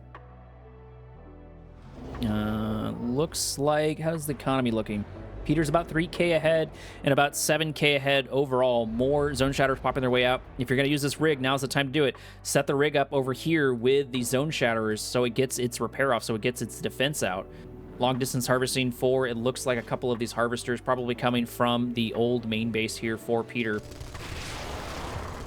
Hammerheads in great numbers. They can do a lot of damage, but this is going to be a lot of Raider buggies to deal with. Raider buggies do have an upgrade there, which means they're going to deal even more damage to the Hammerheads. However, the ceramic armor is going to be worth its weight in gold. One might get targeted, one might get destroyed here in a minute if they are not careful. It is so close to dying. Raider buggies doing everything they can to follow that engagement. Zone Shatterers need this fight. They need to go for this so the Hammerheads can continue to deal damage. They do catch one, but they weren't in as good of a spot as they could have been. Laser capacitor upgrade there for those units. Hammerheads are definitely going to be the answer for it. Zone Shatterers need to focus on the Raider buggies. They do have to back their way out. Hammerheads are here. You might as well continue this engagement, continue this assault. Where is that rig? That rig is out, but it needs to be deployed in an appropriate spot. These Raider buggies moving forward to absorb a whole bunch of the damage and deal damage to these Hammerheads, but there might be too many Hammerheads here for them to deal with. No Mantis tanks just quite yet. They are going to be able to mount a decent defense, but it is definitely going to be sloppy over here for Jefferson and for Peter. Peter losing units left and right. Sonic emitter out of the front line, probably a bit overzealous there. They definitely weren't committed. And saving on that Sonic emitter would have been better for a surprise than what you were able to get there. Rocket squads making their way across the map here soon into all of these forces. These Hammerheads are going to be in a bit of danger if they're not careful. These rocket squads should be enough to deal with it, but the Hammerheads with the ceramic armor will do quite well. No AP ammo still. That AP ammo would be worth so much to Zocom. You need to get that AP ammo out and ready to go. One Hammerhead going down for free. Mine drop popping its way out to absorb a couple of these shots. APC getting destroyed. The micro is not here for Jefferson whatsoever. Low power mode for the Sonic emitter at the worst possible time. One does pop up, putting it in low power mode. It does get taken down, but he needs to unpower that one just as quickly as the others. Peter getting a little bit sloppy here. Peter ignoring these Sonic emitters, but still Jefferson not having that AP ammo. Forces finally moving their way in. Things are definitely sloppy for sure. The majority of those reinforcements are destroyed. Rig still just sitting here in the background doing absolutely nothing. You've got to use it, my man. Park it next to the Sonic emitter or something. Still no AP ammo here for the Hammerheads. This is really unfortunate to see. That AP ammo would be so worth it right here. Marv is building in the background, but I think it's going to be too little too late. MCV for Jefferson does go down, and probably his last lifeline. He's hurting on the economy. He's about 4K per minute down, and he's sending more units into their doom. Sonic emitter getting destroyed there by the forces for Peter. Peter just being significantly more relentless than his opponent. Jefferson just not having it together. Firehawk still sitting there in the background doing nothing. Hammerheads dealing nothing as well as they just get destroyed by all of these units. Jefferson not paying attention, not sure what he's looking at, but it doesn't matter. He's about to be looking at a loading screen because he's going to lose this match. I don't see a way for him to turn this around. Sure, those units might be moving towards his base, but it doesn't matter. One click on one of the refineries. Last little lifeline going down for Jefferson. Jefferson has lost this game.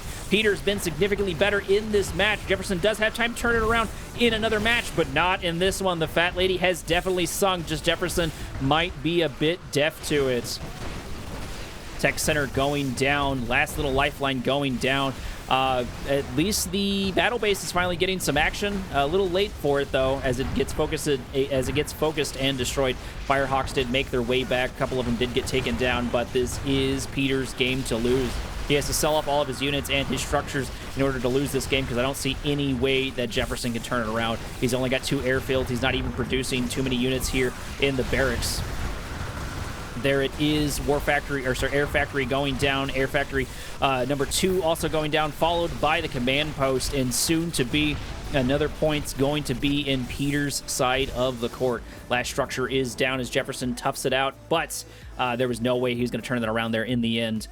He really needs to tighten things up. He really needs to focus a bit more if he's going to win into Peter. Peter doing significantly better into him. Give me one moment. Round number 3 is on the way, but RTBS let me know that it is streaming in a lower resolution. Which is weird because it was at 1440. Let me know if it's the same for y'all in the chat, but give me one moment while I set that up.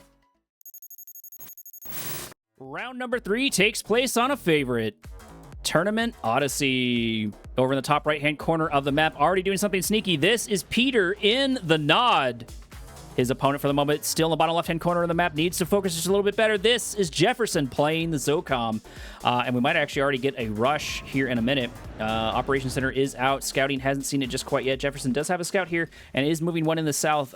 Peter needs to be a little bit more aggressive in his defense. However, he's already sold off one Operations Center. He's got the second one there, which means we're probably going to get a Reckoner here. 2 black hands in that Reckoner here, probably in a minute. Flame Tank hasn't got scouted, which means this game might be over rather quickly. I'm going to assume it's a problem on Twitch's end anyways, probably. I know Twitch is having a bunch of issues right now from reading a couple of patch notes. Black Hand Squad's wiping up the scouts of Jefferson, probably wasting their time, but they're going to pop in the Reckoner and make their way across the map. Flame Tank is already here, but Jefferson's not already in his natural expansion. Pitbull is here. This Pitbull needs to make his way down there. He needs to see this Flame Tank, otherwise so much damage is going to be dealt to him. Watchtower out on the front line, but not in a good spot. So far, Jefferson doing everything wrong that he possibly can. Flame Tank is going to go for the power plant, at least on a drive-by. Power plant does get taken down. Flame Tank is here. Now, it would be nice to see him take out the Watchtower or even a power plant. Looks like he's going to go for the War Factory instead, and here's the deployment of the Reckoner, and this is all but over for Jefferson. There's a no return from this. He's going to get decimated here. Refinery, or a War Factory, sorry, does go down. Refinery does go down. Another Flame Tank here to join the fray, destroying that refinery. There is his last little lifeline. Barracks is up, and Barracks is probably down. Flame Tank going for the MCV instead. Is going to get targeted down by all these Pitbulls, but it's too little, too late. Power plant getting destroyed. It does look like Engineer popping its way out. Barracks popping its way out and getting destroyed. Reckoner now has free range on this construction yard, and this is Peter's game to lose. He was able to get so much off. I think that's probably one of the best rushes we've seen so far in the Chrono Clash. He was even able to get the construction yard down to half HP. Pitbull's having a hard time dealing with the Black Hand Squads, and they might actually be able to just be uncontested. There's no Watchtower to deal with them. Now they're just crawling their way over to the construction yard. Crush from the Harvester does finally happen. Might as well, because they have nothing to do. They cannot take any refineries, or cannot take any resources whatsoever. Black Hand Squad just getting ignored over here. It does look like Pitbulls are going for some much-needed revenge, but Peter is already ready for it. They're going to march their way directly to their doom into the meat grinder. Going to get destroyed by all of these Scorpion tanks. They can't afford those losses, but nonetheless, they did take him. This game is over for Jefferson. I don't see him being able to turn it around. Peter has to make a massive mistake after another massive mistake after selling off his units, his structures in order to lose this. Scorpion tanks rolling their way into Jefferson, and this is all but over. That fat lady is singing. I don't care if Jefferson can hear her or not, but we can. Construction yard is in danger. Only 2 Pitbulls here for the defense. You might as well throw it in the towel. Rifleman squads are deploying a foxhole, but that's not going to matter as the last little bit of lifeline here for Jefferson does get targeted, does get destroyed. I wouldn't even waste my shots on those Pitbulls because this game is over. Something did build up in the background, probably a refinery, but it doesn't matter because this is Peter's game. Refinery did get deployed, but it doesn't matter because it's only going to be able to refine. Yeah, this is way over. Jefferson maybe being a little bit newer player, maybe not knowing when to throw in the towel. I am happy to see him in the Chrono Strike. I'm not trying to bash on him too much, but he does need to tighten things up a little bit better if he's going to do well in these tournaments. He does have a chance to come back if he wants it in, I believe, the signups for the, what is it? Not the losers bracket, but I'm going to call it the redemption groups. Group 5 and Group 6. You can sign up for those now. Cyber did release a video on how that's going to break down, so if you have any questions, please go check out his video on that. It should be the most recent one released. I think it's like maybe 8 minutes where he breaks everything down. So if you're interested in that redemption bracket, those 2 redemption brackets, I believe it is, that is the best time to pop into it now, because I believe the sign up for that is ending quickly, especially because the finals are also approaching just as quickly. Here it is. I've been waiting on it. This is Tournament Rift. Over in the top right-hand corner of the map, in the purple, playing the screen, this is Rex. His opponent from over on the left-hand side of the map, in the cyan, playing the black hand. Give it up for Futurama. This match is brought to you by Alt F4 Analytics. We track your rage so you don't have to. Personal setup butter squads already making their way across the map. Rex getting that much needed scout on the sneaky tactics of Black Hand. Black Hand, you especially need to keep your eye out. A couple of Confessor Ball squads making their way into the contested Tiberium spikes, trying to get at least one of those deals. I am noticing a little bit of screen tearing here real quick. Maybe that is problem on loss list. Let me see if I can fix that part real quick. I may not be able to fix the resolution of the stream, but I can fix it. There we go. That should be a lot better. Looks like nothing sneaky just quite yet. No operations center here for Futurama. Futurama, you definitely got to keep an eye on. It's definitely going to be something that he's going to have to prepare for. Rex maybe not as practiced as he needs to be. I think he took a little bit of a break for Kane's Wrath. I am happy to see him back into this tournament. I think this is the first game I've been able to cast of his so far. So hopefully he's practiced. Hopefully he's ready. When he is practiced and is set up, I think he does quite well in general. Natural expansion for Rex is being developed upon. He's making his way down there in the south, followed shortly behind Futurama. Keep in mind, this map does vary. There is one close to it. There is Tiberium Rift, and this is Tournament Rift. And in Tournament Rift, you cannot make your way through the center of the map, so this whole sector is cut off, leading to some interesting shenanigans. Blue Tiberium is not in the center. It's over here in the south. And, of course, in the north, this is a contested Tiberium field, which means there's only one safe natural for each player, and then they have to fight for this contested one. I've already seen Dutch Army make his way early on to this. It looks like nobody's doing that just quite yet. Maybe not worried, maybe not wanting to do any of those crazy tactics for the moment. Still no operation yet, the center yet for Futurama.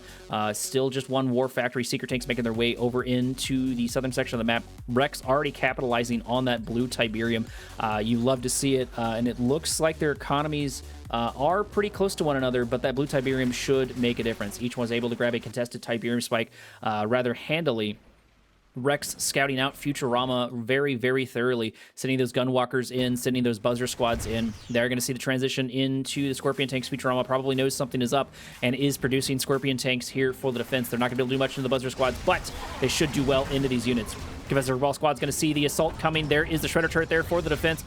These Secret tanks do need to be careful, but so do the Harvesters of Futurama. Futurama might lose a Harvester. 3 of these Secret tanks can do quite enough damage, but the defense is definitely strong, as another Shredder turret does pop its way out.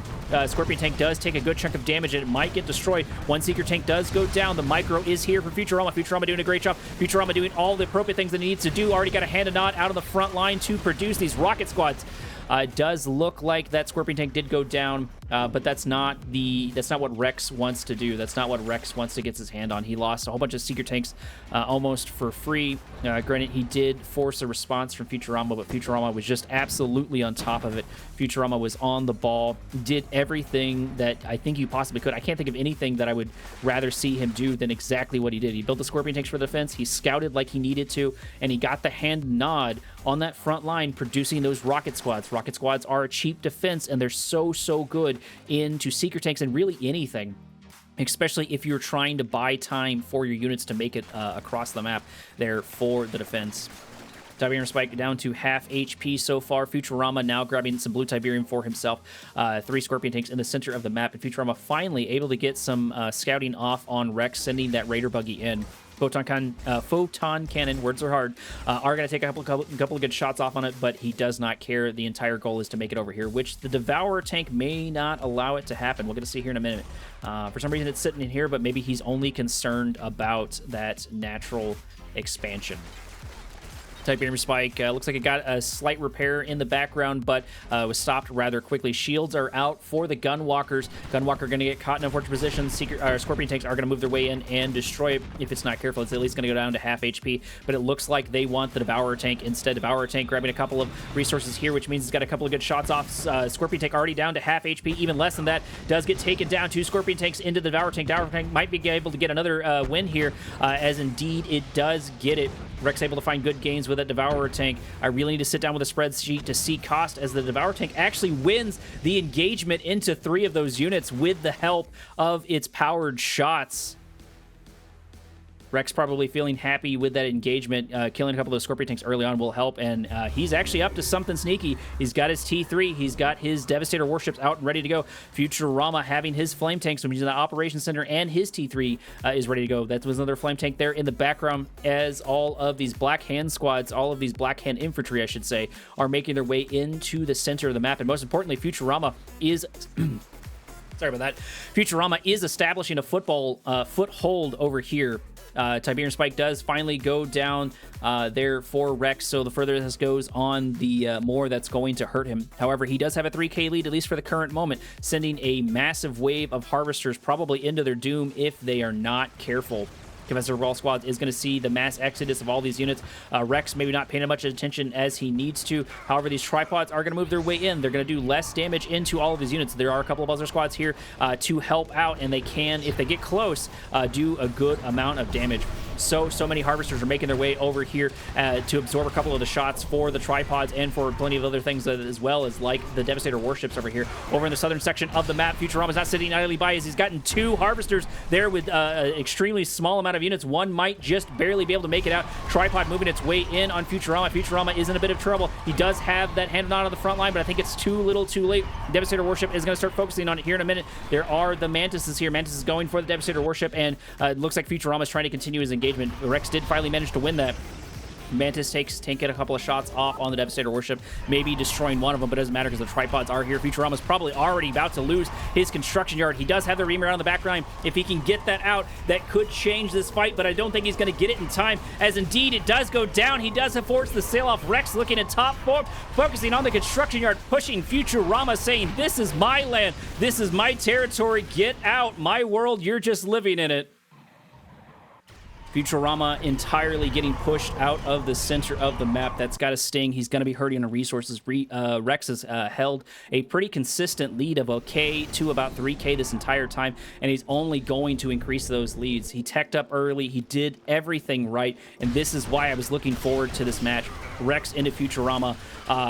It can still go either way, and I'm always excited to see these two players going at it. Flame Tank really not going for anything important. I guess it could get the Warp Sphere, slow things down a little bit. Flame Tank does get that, focusing on the Gunwalkers instead. But Rex just has so much. He has so much control. He has so many units, and he has so much in the economic front. I think having about a 10k lead, if I'm looking at that correctly. I have to take quick glances at it on OBS to see where it's at. No real answer to the Devastator warships. Looks like these units have just been sort of sitting here doing a bunch of free damage there. Nothing really to write home about, but they are getting some gains at the very least. All of this rocket squad's about to run into the Devastator warships. Devastator warships should fare quite well, especially with their shields, but if they're not careful, Mantis tank can start mopping them up. Does look like Gunwalkers are going to try to intercept this, and I think this is Rex's game to lose. I don't see how he's going to be able to turn it around, as in that is Futurama. Futurama is definitely on his back foot. He's a strong player. He did everything right in some of those previous defenses, but his opponent was able to not only tech up, but control that center of the map.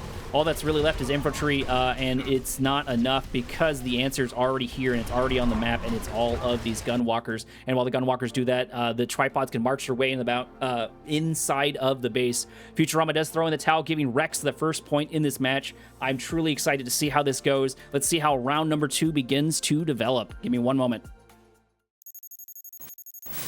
Round number 2 takes place on Tournament Undergrounds. Over in the bottom right-hand side of the map, we have in the Scion still sticking with his black hand. Give it up for Futurama.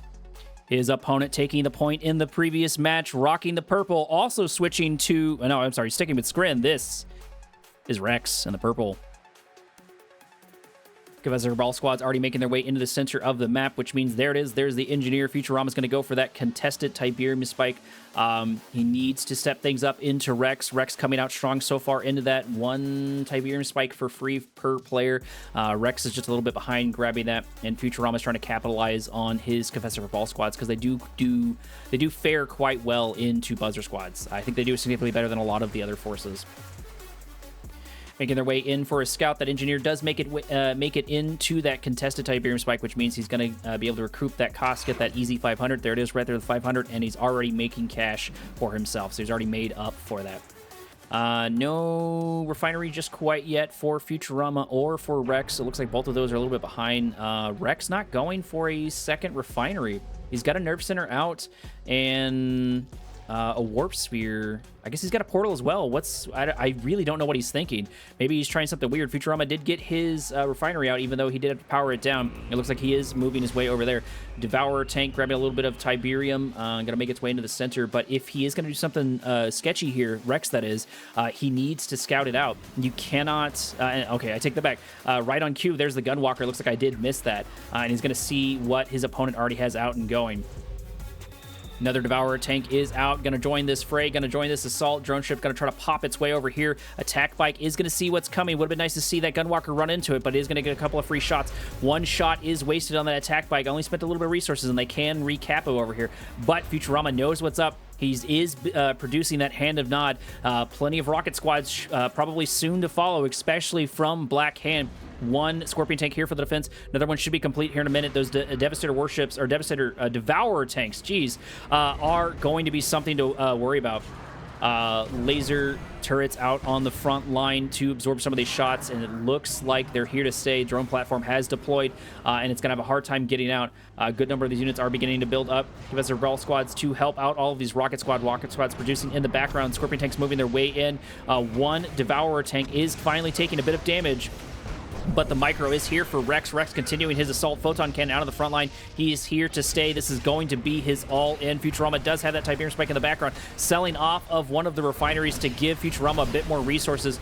More turrets do join the fray. This worked quite well for Bike Rush, setting up these defenses, setting up these deals into his opponent, who tried to do a similar rush, but with a different faction.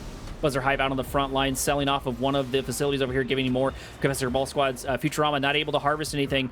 His opponent just happy to sit here. Corruptors here on the front line as well. Rex is all in for this, and Rex is doing a good job of keeping his opponents down. Every time one of these harvesters moves their way in, the Devourer tanks move their way in, but it looks like that's what Futurama is counting on. Buzzer Squad is popped up. Buzzer Squads do get taken down rather quickly as the Black Hand Squads march their way across the map. Plenty of Buzzers in the background, but they're not able to make it to the units. If just one of them makes it close, they can do substantial damage. Devourer tanks having to waste their shots on all of these units. Corruptor going down. Rex might already lose this. I think he put too much stock into this as his drone ship gets targeted down. Drone ship down to half HP, getting destroyed. There it goes. It's done, and so probably is Rex. Low power mode right there for those Buzzer Hives. Devourer tanks here not able to do too much. Rex doesn't even have an advantage in the economy despite all of that.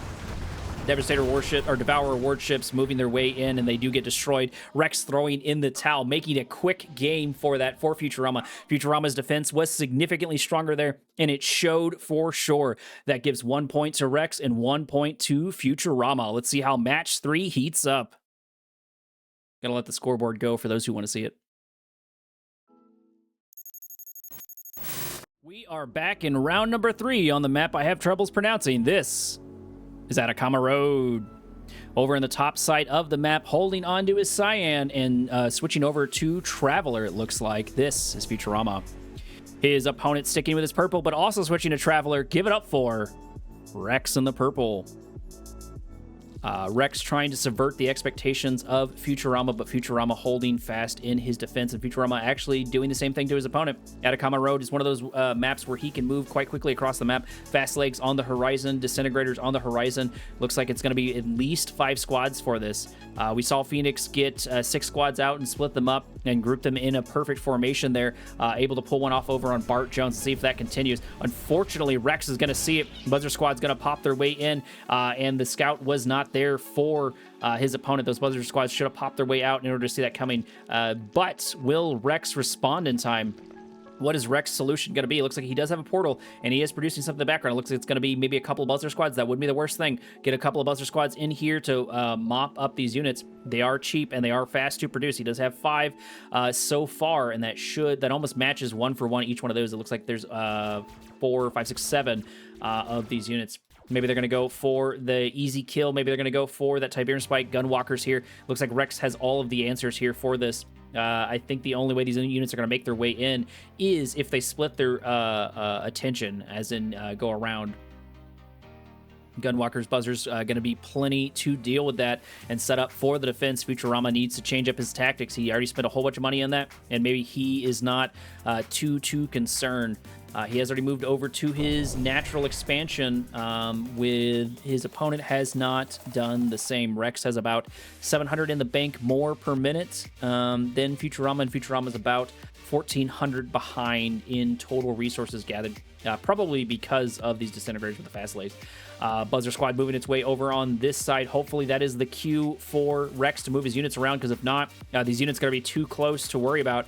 He hasn't moved his Gunwalkers around just quite yet. He's moving 1 back over here. Buzzer Squad doing excellent job of scouting. Harvesters are now in danger. Buzzer Squad Buzzer Hive popping its way down there, but Futurama not paying attention to it. 2 Buzzer Hives do pop their way out. Rex actually doing pretty good at keeping his opponent outside of his field. That could have been quite catastrophic if Futurama was able to sneak his way in. Futurama tying up the economic advantage, trying to catch up pretty desperately, it looks like here. Now, he's got 4 Harvesters to Rex's 3? How is Rex ahead? Maybe just because of that early start? Either way, that's weird. Disintegrators sitting here inside the field waiting for this drone ship. Drone ship moving there by itself, which means the disintegrators can march their way right over to it, taking a couple of really good shots off on it. They don't have a crazy amount of damage, but no, it looks like it was just there to absorb the shots there for Rex. Rex following and doing all the right things that he should, tightening up his defense. More disintegrators out with fast legs here for Futurama. Futurama going all in on this strategy. Buzzer Squads and Gunwalkers chasing all of these units across the map, which it looks like that is exactly what Futurama wants as he moves his way over on the right-hand side. May see Disintegrator into Disintegrator here in a moment, unless Futurama can continue to sneak them around. I think he wants to get this Tiberium Spike. I think that's his plan, because he thinks the game is going to go a little bit further into this overall. Normally the game ends about the time that this Tiberium field is depleted before anyone moves over here, but it might be different with players like Rex and Futurama. Both of them are pretty much one move away from, or one major mistake away from losing the game, because whoever makes the first major mistake, the other player is going to try everything they can to capitalize on it. Tiberium Spike going down for free. Disintegrators finally finding some sort of purchase, but pretty late into the game. Does look like Futurama was able to catch up on the economy front, both in total resources gathered and in, resources per minute. Disintegrators going for the Tiberium Spike. They should have time to destroy it. I'm not sure how well Disintegrators do into other Disintegrators. We're going to see here in a minute as Rex moves the majority of his forces on. Tiberium Spike is going to go down. It looks like still maybe... Yep, there it goes. So Futurama was able to get exactly what he wanted. Buzzer Hive's going to pop their way out. Buzzer Hive is going to get destroyed, but the Gunwalkers are here to mop up these forces here for Futurama. Futurama lost those rather quickly. Rex losing his Buzzers and his Gunwalkers here in this engagement to the Gunwalkers of his opponent. I gotta say, I did not expect a Traveler mirror match for this. Rex has a healthy number of Gunwalkers. Gunwalkers finally moving, tipping the tables in Futurama's favor. Focus fire in full effect. Hopefully they're able to get some of those gains, and now Rex can go on the offensive. He's got a whole bunch of Disintegrators. We're going to see Disintegrators versus Disintegrators, and as I cannot see what's going on here whatsoever. Even if I zoom in, it's very hard to see. Either way, Gunwalkers should mop up the rest of the forces there for Rex. Rex is right flank. It looks like it has collapsed, but Futurama's been able to protect his third expansion. Gunwalkers moving their way into Rex's base here. A couple of cultists out. Would be nice to see those cultists grab maybe 1 or 2 of those Gunwalkers, but they're going to have to, A, be aware of it, and B, grab them rather quickly. Third set of cultists out for Rex. Rex making his way over on the left-hand side, having much better success on that left-hand side. Buzzer squads into Gunwalkers. That's exactly what Gunwalkers want. Gunwalkers should deal a good chunk of damage. Disintegrators are going to focus on the Buzzer Hives like they should, which should free them up, but it doesn't matter. Too many Buzzers there to deal with that. Futurama being the only one really so far to grab Tiberium in the center of the map. Grab that blue Tiberium. That's probably what's been boosting his economy, because right now he's got a 2K lead. And he's inside of Rex's base. Rex trying to get some revenge over here, trying to go for the Siberian Spike, and indeed he's going to go for it, but Futurama is ready for it, and Futurama might be able to get some decent gains out with those Gunwalkers. Futurama is attacking and doing so much on every single front, and so is Rex. Lightning Spike there for Rex is going to get deployed. Not Cabal Buzzer squads. Cultists move their way in and have to march their way out just as quickly. Tiberium Spike getting the repair there for Futurama. Futurama trying to keep that alive while his Gunwalkers fight more Gunwalkers for Rex. Rex is all over the place, but I think Futurama is in the lead here. More Disintegrators moving their way across the map to support these units. Photon Cannon is going to destroy those units, and it looks like things are beginning to wrap up over here in Futurama's favor, but it can still go either way. There's still plenty of Gunwalkers on both sides. Left flank is in Futurama's favor, and I think Futurama is winning across the board, but this is so much to keep up as Disintegrators move their way in. They do spot the Annihilator Tripod. Annihilator Tripod is so close to popping its way out. Hammerhead, not Hammerhead. Harvester going down. 2 Harvesters going down. Disintegrators finding great purchases, and most importantly, scouting that Annihilator Tripod. Following right in lockstep, though, Futurama is right behind on the Annihilator Tripod. Rex is finally able to grab some blue Tiberium, almost a full load, but nowhere near as much as his opponent was able to get. Gunwalker going down there, but it just wanted to get a little bit of scouting. Does look like Gunwalkers, Shock Troopers, and Annihilator Tripods are going to be here to join the fray. Blink forward, I believe, of the drone platform there. Prodigy in the background for Futurama. I don't think we have a Prodigy yet for Rex. Rex moving into the Gunwalkers, trying to protect his third expansion, going for these Gunwalkers, getting a little bit much needed infusion of resources. Futurama still 5k ahead in ticks per minute, but Rex has time to turn it around if he plays his cards right, especially if he uses his Hexapod to great effect. Futurama happy to build up, happy probably to trade, but I feel like losing all of those Gunwalkers might have been a bit of a mistake. Those losses will add up over time, even though Futurama has such a high economic lead. He's almost got 10k extra in the bank. Portal finally going down. A little bit of gold there, a little bit of resources for Futurama, increasing his lead ever so slightly as the assault begins in earnest. Buzzer squads moving their way in, getting Disintegrators dying left and right. Futurama mixing up, having a couple of Ravengers out here on the front line to deal with probably these Buzzer Hives. And indeed, they kind of go for it. It looks like they're shooting the Buzzers instead. Futurama is, I think, the favorite to win this so far. These Ravengers are just absolutely all over the place. They do finally get taken down. 2 squads are down, 3 squads are down, and Futurama is in trouble. He can blink backwards. He does have that Prodigy somewhere in the background. Corruptors here joining Rex's Hexapod, but he did lose a good chunk of infrastructure to that engagement. Ravenger going down. Tripods chasing out this Eradicator Hexapod. No blink backwards. Looks like they're saving onto that. Shock Troopers moving their way forward. And there goes the destruction of Futurama's Annihilator Tripod, or Eradicator Hexapod. Words are hard. Giving 500 free resources there to Rex. Futurama may have a good amount of money, but losing that T3 unit is going to sting. He has time to turn things around. He has time to continue these assaults, but Rex getting that unit is going to be massive. 1 click on top of the Corruptors, which means the Shock Troopers have time to move their way in, hopefully focusing on these Corruptors, and indeed they are, as 2 more get sent to their doom. They do get targeted and destroyed, but the Eradicator Hexapod should manage to make it out, getting a couple more kills on the Shock Troopers. Now have to worry about these Tripods making their way in. This bubble now working to Futurama's disadvantage, as another bubble does come out over on this side, hitting the majority of the Tripods. Phase shift for the Eradicator Hexapod. Eradicator Hexapod getting its first rank, probably from destroying that other one, as Tripods do finally decide to go down. One of them at half HP over here for Rex. Rex still in phase.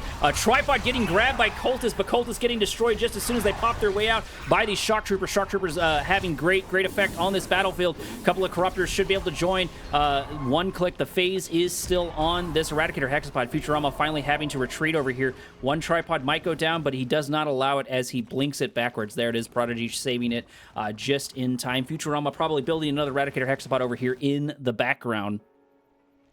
Rex developing his natural expansion quite well. He's been able to tie up the economic lead just a little bit. Nope, I say that as soon as he drops back down to 3K behind. Futurama really on top of it on the economic fronts, which why he can afford more of these trades. Blink forward of the drone ship. Looks like Rex is going to try to pressure Futurama and move this forward over time. A couple of cultists here in the background, tripods, and getting repairs on this Eradicator Hexapod. Eradicator Hexapod may get some decent ranks. Cultists do get grabbed, but there is still one left here. Prodigy does grab 2 of these tripods. It's going to be really unfortunate there. He needs every single one of those, and I think the linchpin might be these Shock Troopers blinking backwards of the Eradicator Hexapod. Not sure where it went over on the right-hand side. Prodigy is in danger. Futurama looks like he might be able to turn this around as tripod after tripod does go down. That's the 3rd tripod taken down as it looks like he's just sending these units into their meat grinder. Rex is in trouble. He's got these cultists. He's just not tightened up like he needs to be. Futurama's all over the place and getting these great gains on Rex. Blink backwards, I think, of the drone ship. There it is. Drone ship did manage to make it out thanks to that Prodigy. Rex is not out of this fight yet, but that's going to be a pretty big loss for him. Of course, it's just the Skrin who are being played. No love for the GDI. It's BS. So you actually missed a good chunk of GDI earlier, and I've got 2 more matches after this, so I'm sure there's going to be more GDI in this. It just happens to be Futurama into Rex. Looks kind of over at this point. I mean, Rex still can turn it around. Rex is one of those players that can capitalize on a lot of the mistakes there for their opponent. Would be nice to see a couple more Corruptors here for the Eradicator Hexapod, but you might be right. It might be over as Futurama moves into Rex's base. A couple more Gunwalkers do join the fray. Those are going to be good into all of these cultists and then a couple other things as they do manage to take shot after shot. Corruptors do finally make their way over to the Eradicator Hexapod. Eradicator Hexapod is going to still take a good chunk of damage as one of the Corruptors does move forward here for Futurama. Needed to be in the background. Shock Trooper after Shock Trooper does go down. This is Rex's opportunity to turn things around, and I'm assuming he's still got a 1-click out in the background. EMP on the Eradicator Hexapod. Eradicator Hexapod might be in danger as the majority of the forces of Futurama do get mopped up, but it looks like there's still 3 tripods here to push out this Eradicator. Eradicator getting another rank there, continue to move its way forward. Tripod moving its way forward, getting destroyed, giving more money to Futurama. Shock Troopers are going to start focusing on the Eradicator Hexapod, but he is going to start taking them down left and right while those Corruptors try desperately to keep it alive. Last Corruptor does go down. This might spell the doom for Rex, but it can still go either way.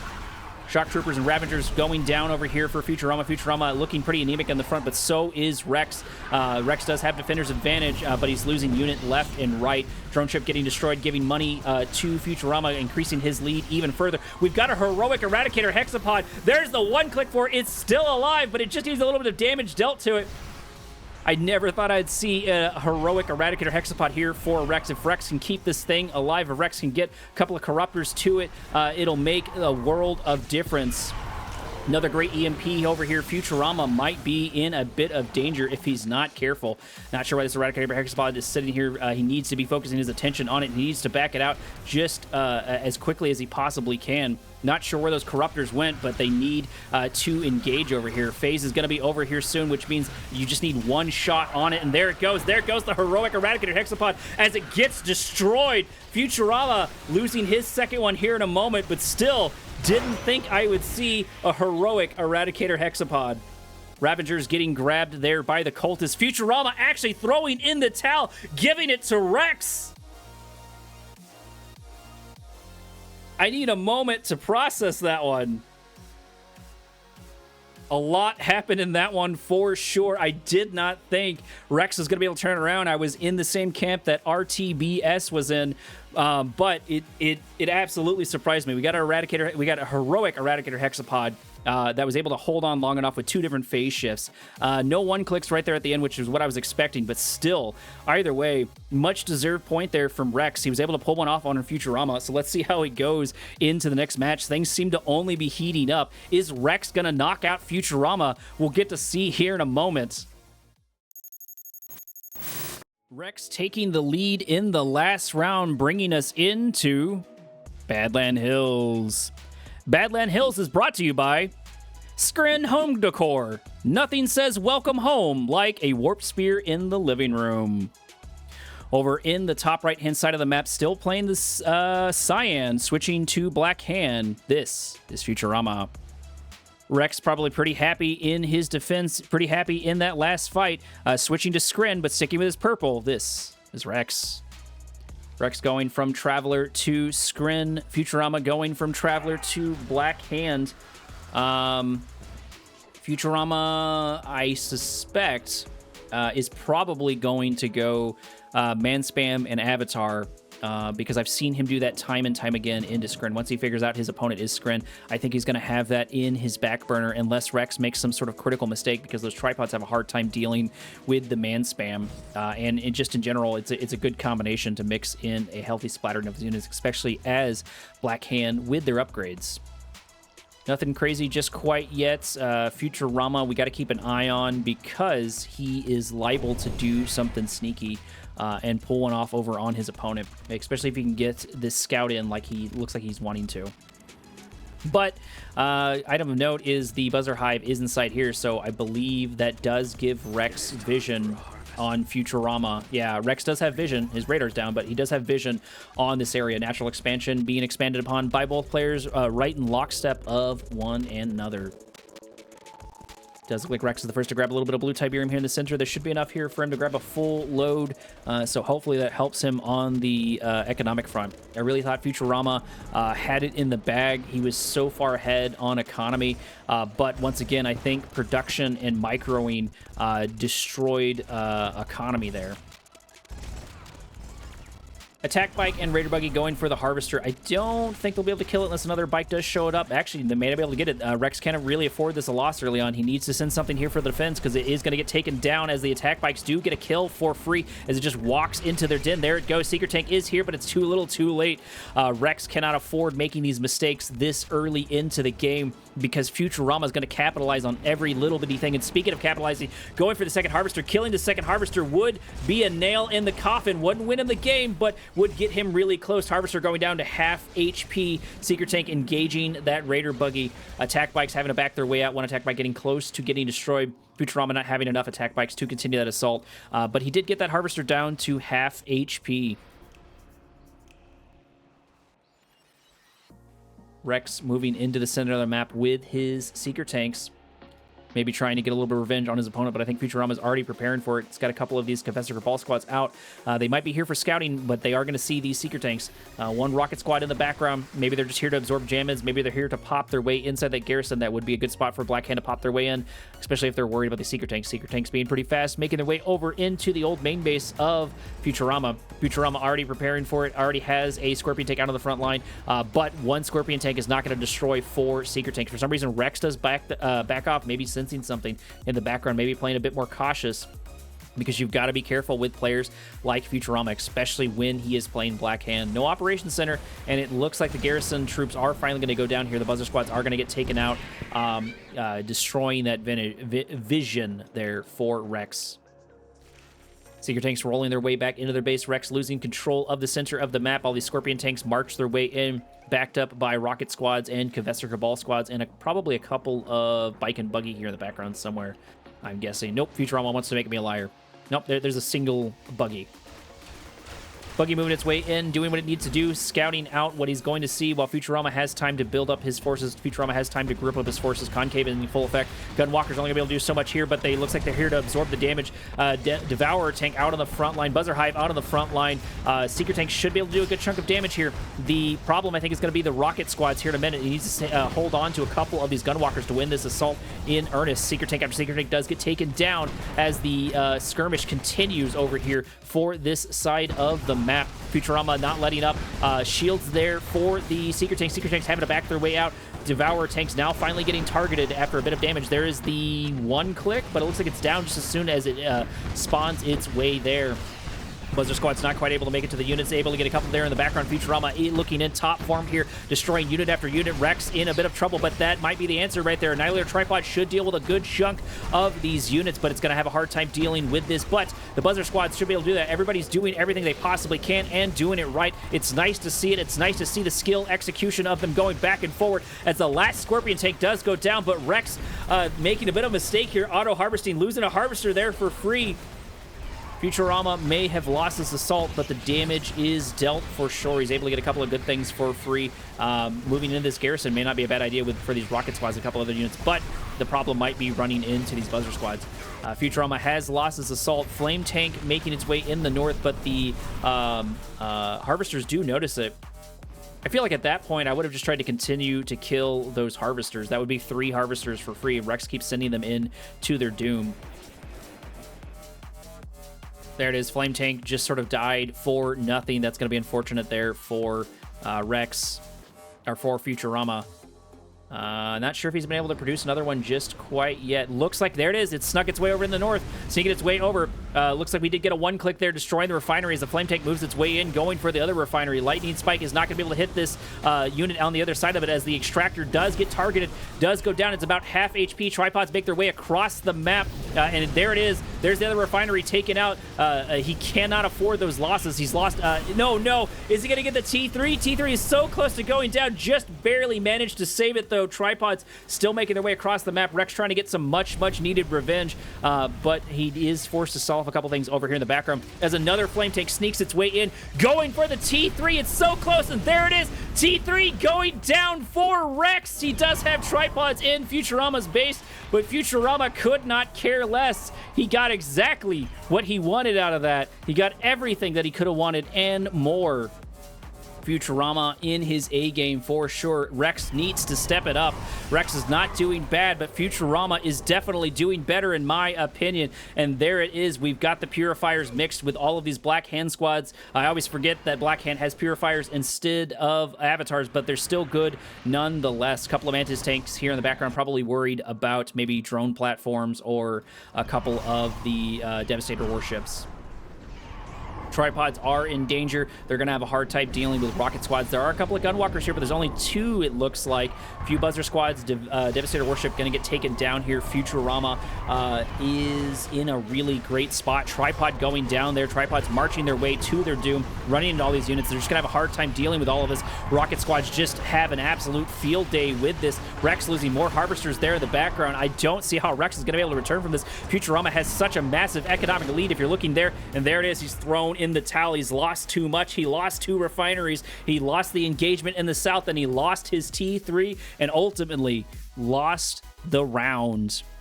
That ties things up, I believe, 2-2, bringing us into our 5th round. Give me one moment while I boot things up. Our tiebreaker takes place on a weird one. This is Mountain Pass. Over in the southern section of the map, sticking with purple and sticking with Skrin, this is Rex. His opponent making another change over in the northern section of the map, trying to keep his opponent on the toes. This is Futurama in the cyan, playing the nod. Mountain Pass is really not a map I'm familiar with at all. I've got to see a couple times in the Chrono Strike, but that's really about it. I'm not one of these players who's been around for a very, very long time. I did play Command & Conquer back in the day. I did play Kane's Wrath back in the day, but it was on 360, and I primarily played campaign. I wasn't good enough to do any sort of competitive, so I'm not familiar with some of these maps. I don't know if Mountain Pass was in the original pool or not, or how old it is. But it's still not one I'm very familiar with. Buzzer Squad's getting a couple of the scouts there for, looks like Rex. Yeah, Rex is still purple. Actually able to get a good number of scouts for Futurama. Futurama losing scouts left and right, unfortunately for him. Looks like this map has maybe just one Tiberium Spike. Is there a second one somewhere? No, just one Tiberium Spike. This is a super weird map for me. Militant squads making their way, doing a little bit of scouting there for Futurama. Looks like the Buzzer squads did finally die. Nope, they garrisoned instead. At least one of them did. So Rex has vision of at least of that center of the map for the current moment. Drone ship moving its way somewhere, maybe going for this natural expansion, this secondary natural expansion, the third expansion here for Futurama, because it should go main, natural, third. And it looks like Rex is going to try to subvert these expectations and put a vice grip on the economy, which wouldn't be a bad idea because Futurama is struggling in some of these games, even with an economic lead. So if Rex can do that and get rid of sort of that buffer, that would aid him quite well. Yeah, it looks like it's only the one Tiberium spike on each side. A little bit of blue Tiberium here for Rex being the first to sit there and do nothing with the Tiberium. Maybe he's waiting on something. Not sure if he's paying attention to it just quite yet. Futurama is now making his way across the map. There should be a bit more blue Tiberium there for him. I think that's the more optimal timing for its first Scorpion tank out for Futurama. Looks like it's going to be double War Factory on the natural for him, for Futurama, that is. Drone ship still slowly but surely inching its way over there, but not wanting to move while I'm looking at it, moving every single time when I move away. Raider buggy there for the scout. Probably a couple more Scorpion tanks are going to cruise out here. Would be nice to see a mixing of bike and buggy, but maybe he's just going for pure tanks. We'll get to see here in a moment. Blue Tiberium getting grabbed there by Futurama. Looks like Rex did finally grab his Tiberium and make his way home. Did manage to get a full load at the very least. Do have a couple of Devourer tanks here charged up and ready to go. Drone ship looks like it was in range to get that refinery out. And it looks like Futurama is going to see that here in a moment as the Scorpion tanks march their way across the map. More and more Devourer tanks do join the fray, and they will fare quite well into these units. One Scorpion tank does go down. This is going to boil down to the microing, I think, but there's plenty of Tiberium for these units here to grab as Futurama is actually forced to retreat, not wanting to worry about those disintegrators, not want to worry about all of those Devourer tanks. But he knows that Rex is now inside his base. Not sure he can do too much to it just quite yet. Garrison troops are able to get those disintegrators for free, unfortunately, for Rex. And sorry to my chat, someone was really hoping for GDI, but we're not getting GDI, at least in this match. There are two after this, so there's still plenty of chance for that. Scorpion tanks here in mass continue to produce over and over and maybe try to make their way around, hit sort of this softer area, and Rex is definitely not ready for it. He's got a couple of disintegrators here, and those can do a good chunk of damage, but they need to kill the Raider buggies first. First Raider buggy is down, but it just was there for the scout. There we do have a bit of defense here, but first Harvester getting taken down. Devastators not, or Devourers not in the right spot, and they're just able to get so many kills. There goes another Harvester losing those gains. You might have a better economy, but it doesn't matter if you don't have any Harvesters. Devourer tanks do finally move their way in, mopping up a good chunk of these Scorpion tanks, but it's too little, too late. The damage has already been dealt. Futurama is behind on the economy front, though. Rex does have 12k per minute opposed to the 10k per minute for Futurama, but those gains are going to go down a bit here after losing all of those Harvesters. I think he lost 4 or 5 Harvesters. Storm columns are out. Going to be good into these Scorpion tanks. Scorpion tanks can't shoot up. Scorpion tanks are going to move their way into Rex's base and see what he's got developed, but they should do nominal damage. It looks like they're going to go for the reactor instead. They're all but dead and just trying to get what gains they can. Futurama might be in a bit of trouble here with this one. Mountain Pass is a community map. Okay, so that could be one reason I have not seen it. It's an interesting map. I'm just not familiar with it at all. Rex now moving his Devourer tanks uncontestedly over here. He does scout here with the Lightning Spike. Lightning Spike giving him a little bit of range, but not able to shoot too much. Now focusing on the refinery. Rex trying to get some much-needed revenge, trying to tighten up this economic lead over here even further because Futurama has managed to catch up. Devourer tanks going for the War Factory, but they're wasting the majority of their shots as the Scorpion tanks move their way in. War Factory getting close to being destroyed, but it doesn't matter because the damage is being dealt with. Those Scorpion or Lightning Spike is finally finding some purchase, though, killing a couple of these units left and right. War Factory does get targeted, I think, and should get destroyed here. There it goes. Scorpion tanks are looking pretty anemic in this front. To add insult to injury, there are the Storm columns destroying the Scorpion tanks for Futurama. Futurama might lose pretty unceremoniously. Rex looking in top form. He's tightened up his grip rather substantially, and he's looking like a top contender. He's looking like he's going to pull one over on Futurama and knock Futurama down a peg if he's not careful. All of these Devourer tanks are not charged, but they still are not out of the fight. Would be nice to see them get a little bit of Tiberium. It looks like they're going to go back for it, maybe for some repairs as well. Rex has begun to expand finally into his true natural expansion, which is over here. It looks like he did build another drone platform. No, he just moved this one over here back there, saving him a bit of cash and giving him time to build up those storm columns. Lightning Spike finally going down inside of Futurama's base. Rex still sort of sit up here. Rex can take his time and sit here and look pretty because he is inside his opponent's third expansion. Storm columns are going to notice, or Storm Riders are going to notice the forces for Futurama moving their way over here. It looks like Futurama's going to pad his formation with militant squads and rockets. Not a bad strategy. It does look like we have the buff there for the Confessor. I think that's probably an upgrade. I'm not familiar with as much with a Vanilla Nod. Futurama does need to build up these Devourer tanks, but I don't think he has an answer really to the man spam just quite yet. He does have Storm Riders, but the Storm Riders aren't going to last very long into all of those rockets. Scorpion tanks moving their way into the center of the map, maybe trying to hit him in the background. Futurama not going out without a fight, that is for sure. Actually making his way all the way around, maybe going for a soft underbelly where he can while these rocket squads move their way over here.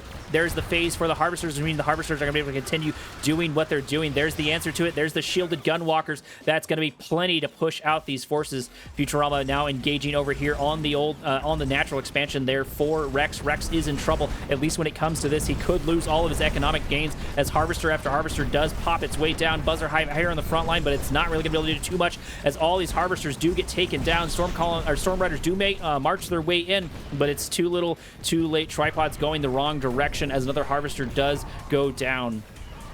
Tripod going for these units. Looks like Futurama's probably going to back his way up just a little bit and try to deal some damage to this. No, actually, they're going to go straight for the Tripod. Why not? They've got the numbers for it. Tripod getting close to getting destroyed. Getting so close to getting destroyed, but they're having a hard time keeping up. There it is. It does finally maybe go down. No, it does not. The crush happens there for the Tripods, but another Harvester for Rex does get taken down. Rex continuing his assault over here, but he doesn't have enough Gunwalkers, I think, to mop up all these forces, giving Futurama more time to build these units up. Devourer tanks trying to move their way in. Futurama finally getting pushed out. Futurama finding exactly what he wants, which is his Annihilator Tripod. He needs to destroy this while it is isolated, but maybe he doesn't care. Maybe he's just trying to keep that economic gain where he needs to do, keep Rex out of this field, and indeed he is doing that.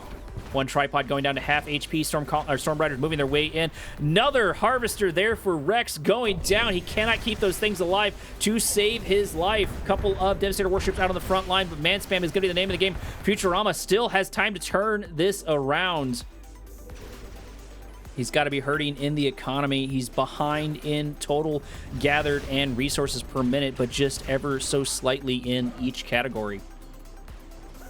Futurama's field is all depleted. Rex may have lost a staggering number of Harvesters and Tripods, but he has time to rebuild them. He has, like I said, the longer this goes, the more favorably it's going to be for Rex, because Futurama can't harvest anything.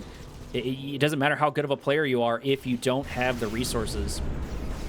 Devastator warships getting pushed out of the mountains by the rocket squad. SAM turrets there to intercept them as well as the shields go down for both. One of them down to half HP, getting so close to getting destroyed. Rex can't afford these losses. They can't afford to lose these units. They do turn around to take a couple more shots off on this, but it does cost them their lives. Another SAM turret does get deployed. Rex needs to hold on to these Devastator warships. They're going to be super important in the oncoming fights. Rex long distance harvesting over here for this field, grabbing blue Tiberium there for Futurama. Looks like this field has developed quite nicely, but no one's been able to pay attention to it. Futurama has got to be hurting economics-wise. He's still ahead somehow, not in total resources gathered, but in income per minute. I'm not sure how he is managing that. Maybe he's just focusing on getting out this man spam over and over. Looks like he is going man spam into avatars, which do quite well into this, but I think Rex is pretty established. Futurama might lose a Harvester, though. If he's not careful, they might run into this field. They might run into these Devourer tanks. Man spam's making their way across the map, but it might be too little too late. Devourer tanks did manage to completely refuel. Units beginning to trickle in over here for Futurama. This is not what he needs to do. He's running directly into what Rex wants, which is these Gunwalkers. Gunwalkers mopping up the majority of these militant squads and these rockets. Avatars marching their way forward. Harvester going down for Futurama, destroying even more of those lifelines. Drone ship moving in to put the nail in the coffin. Futurama is in danger. He needs to get Rex out of here or he's going to lose not only the round, but also the match. One Avatar does get grabbed, and that's going to be really unfortunate, capitalizing on those gains. Little guy does manage to make it out. Mastermind doing exactly what it needs to do, and there it is. I think Futurama has lost. He's not wanting to give up, but the fat lady has definitely sung. Avatar completely turned against Black Hand, completely turned against Futurama. He is producing a couple more here in the background, selling off a couple of structures here in the background, getting a few Black Hands in the operations center. Not sure what he's going to be able to do because the tripods are going to march their way directly into this base. We're finding we're going to go down here in a minute. Nail in the coffin should be these Devastator warships because the Avatars can't shoot up and there's not rocket squads to deal with them. And even if there were, the Gunwalkers are here. Rex just has too many answers. He has too much control over the map as it looks like Rex is going to be our winner for this match. I don't think Futurama can do a single thing to stop this. He does have a construction yard over here on the right, left-hand side of the map, but I don't think it matters. He's not going to be able to do too much at all. His economy has dropped, and there it is. He's thrown in the GG. He's thrown in the towel, and it has knocked him out of the upper bracket for his perspective group. I knew that game was going to be exciting, and I'm happy I stuck out for it. The game seemed to be getting more and more intense as it goes on.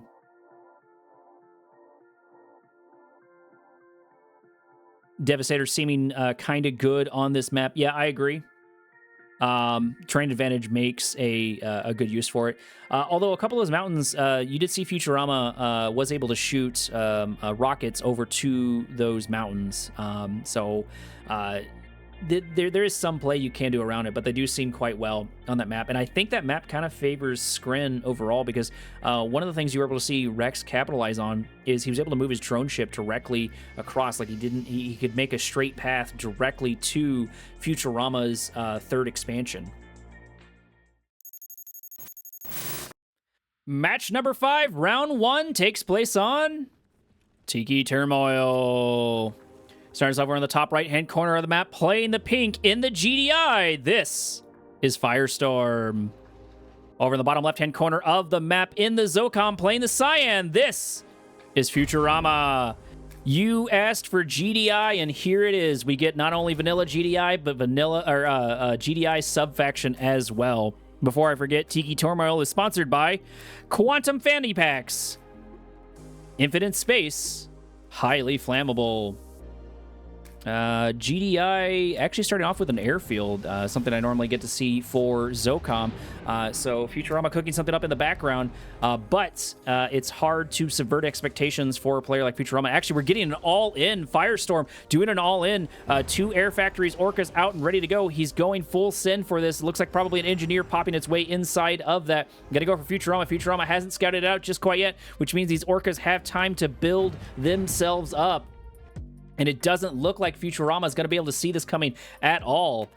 Is Firestorm going to be able to pull one off on it, or is Futurama going to have the defense? He still sees nothing coming. He does have these rocket harvesters, which will deal some damage to the Orcas, and Orcas do have quite some time to travel. 5 Orcas out somewhere. Looks like they are already across the map. Probably going to go for the harvesters here in a minute. 1 volley should be enough to take out, I think. Nope, it's 2 volleys to take out the rocket harvester. A couple of pitbulls here for the defense. Orcas having to change their targets to the pitbulls. Futurama mass-producing pitbulls, trying desperately to get them out to protect himself from those Orcas. Element of surprise is definitely over. Firestorm might be in trouble once Futurama knows what you're doing, once he knows what your transition is. You're going to have a hard time dealing with it, especially once you all in.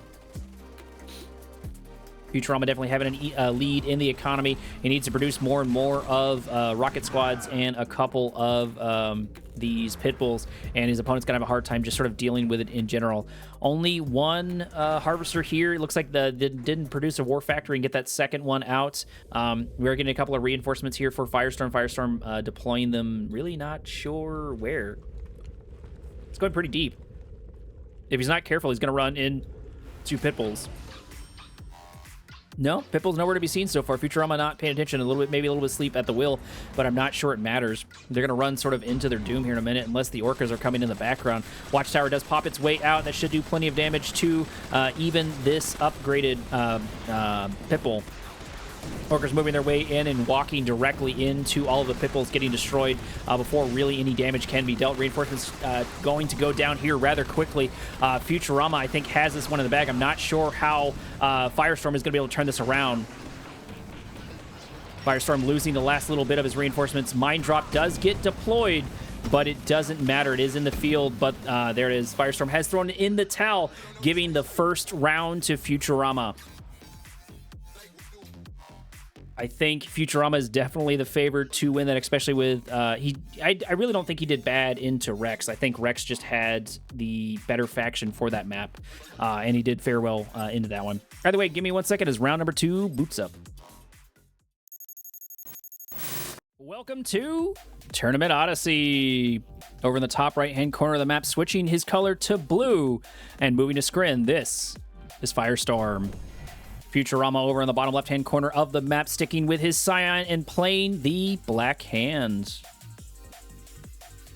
Looks like we're going to get another rush here by Firestorm. Firestorm producing a whole bunch of these portals, getting a staggering number of disintegrators out. But his opponent might know something's up.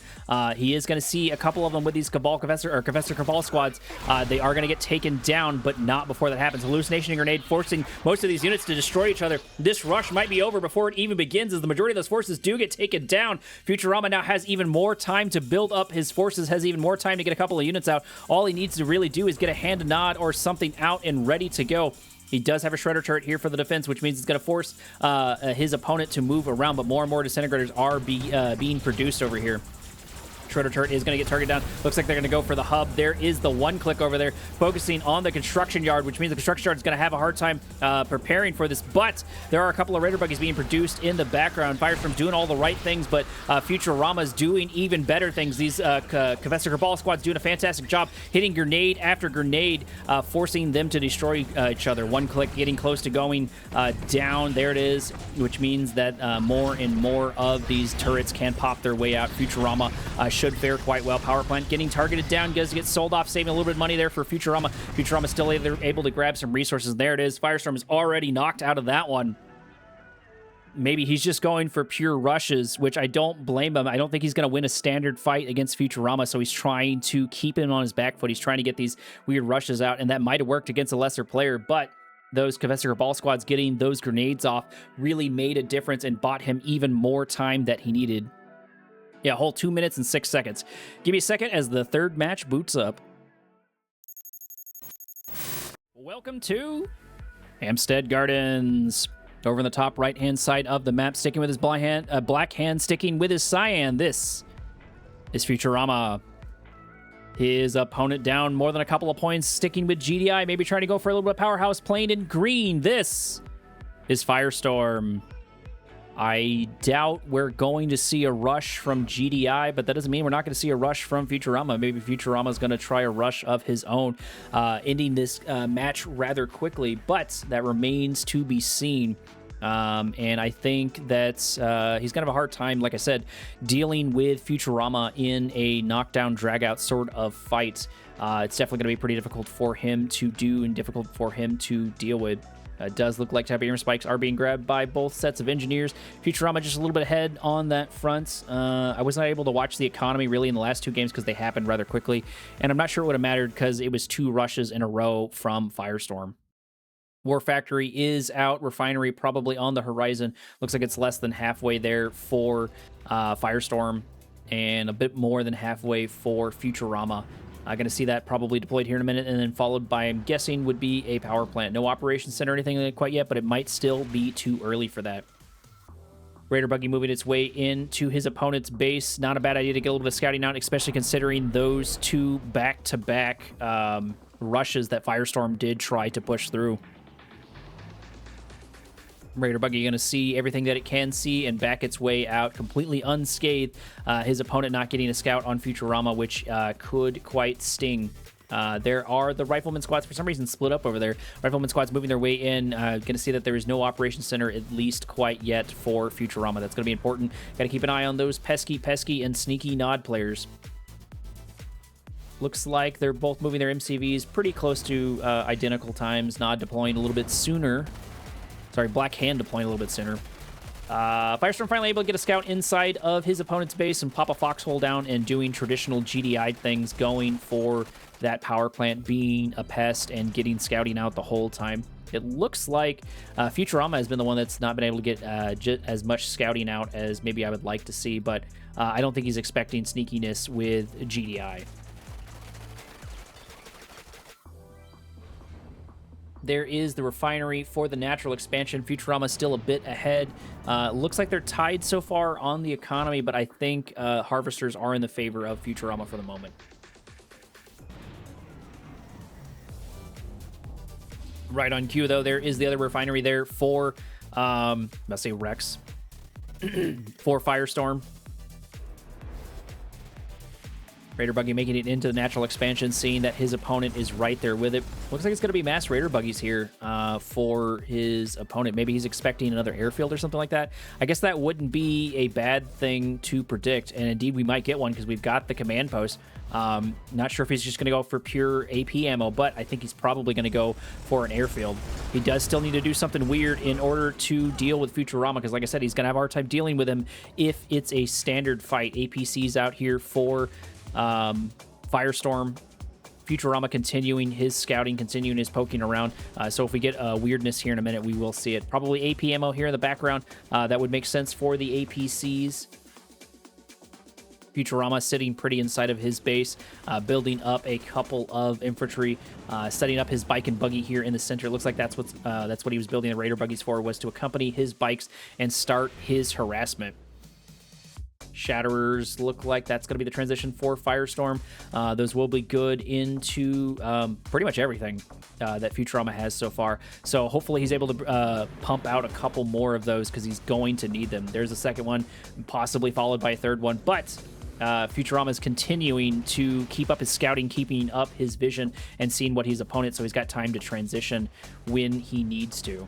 Nobody grabbing the EMP control center in the center. It's practically useless. I don't think I've ever really seen it grabbed without it being destroyed almost immediately. Black Hands flushing out the scout that was inside of Futurama's base. AP ammo finishing for the APCs. A couple of Shatterers are going to join this formation as well. I don't think there's anything inside the APCs yet, so it looks like it's just that. APCs rolling their way into the rocket squads and starting to focus on the Black Hand squads. Black Hand squads are going to go down as well as these units and the Hand of Nod. Futurama might actually be in trouble for once. Does look like GDI is doing a better job of being all over the map, but there it is. There's the solution. There's the Obelisk of Light sitting right behind the refinery. That should be more than enough to deal with it, especially it's going to give time to these Hand of Nods getting deployed. Does look like Firestorm's going to try to capitalize on being inside the space by popping down those mine drops. But it doesn't matter because APC after APC does get taken down by Futurama. Futurama mounting a pretty decent defense into all of this, ready and prepared for everything. And I think he owes a lot of it to the scouting that he's been doing. He's been able to send those Raider buggies in and keep them alive and just sort of do drive-bys to see what his opponent is up to. Construction yard for Futurama. Futurama being a bit aggressive over here might actually be in trouble. He may lose his construction yard to this if he cannot respond in time. Bike and buggy moving their way in. Does look like we get a Hand of Nod on the background. There are plenty of Shatterers here to do it, but I don't think he's paying attention to it. Secondary Hand of Nod there for it. Rocket squad's being produced. The Shatterers need to go down. Construction yard getting targeted about half HP. Hammerhead's joining the fray with that AP ammo. There is the Obelisk of Light on the front line. 2 Obelisk of Lights on the front line. Construction yard going down. 2 Hands of Nod should still be pretty good here for the defense, and this could spell the doom here for Firestorm, actually. Even though Futurama is down that MCV, he's going to have a problem losing all of these forces, and it looks like he's going to take massive, massive losses. But his opponent is inside with a refinery already. He's going to have a hard time dealing with what is left. Mass man spam is going to be the name of the game for Black Hand. Nothing real surprising right there. Not enough watchtowers here, and it doesn't look like Firestorm's going to be capitalized on actually moving his MCV up over here.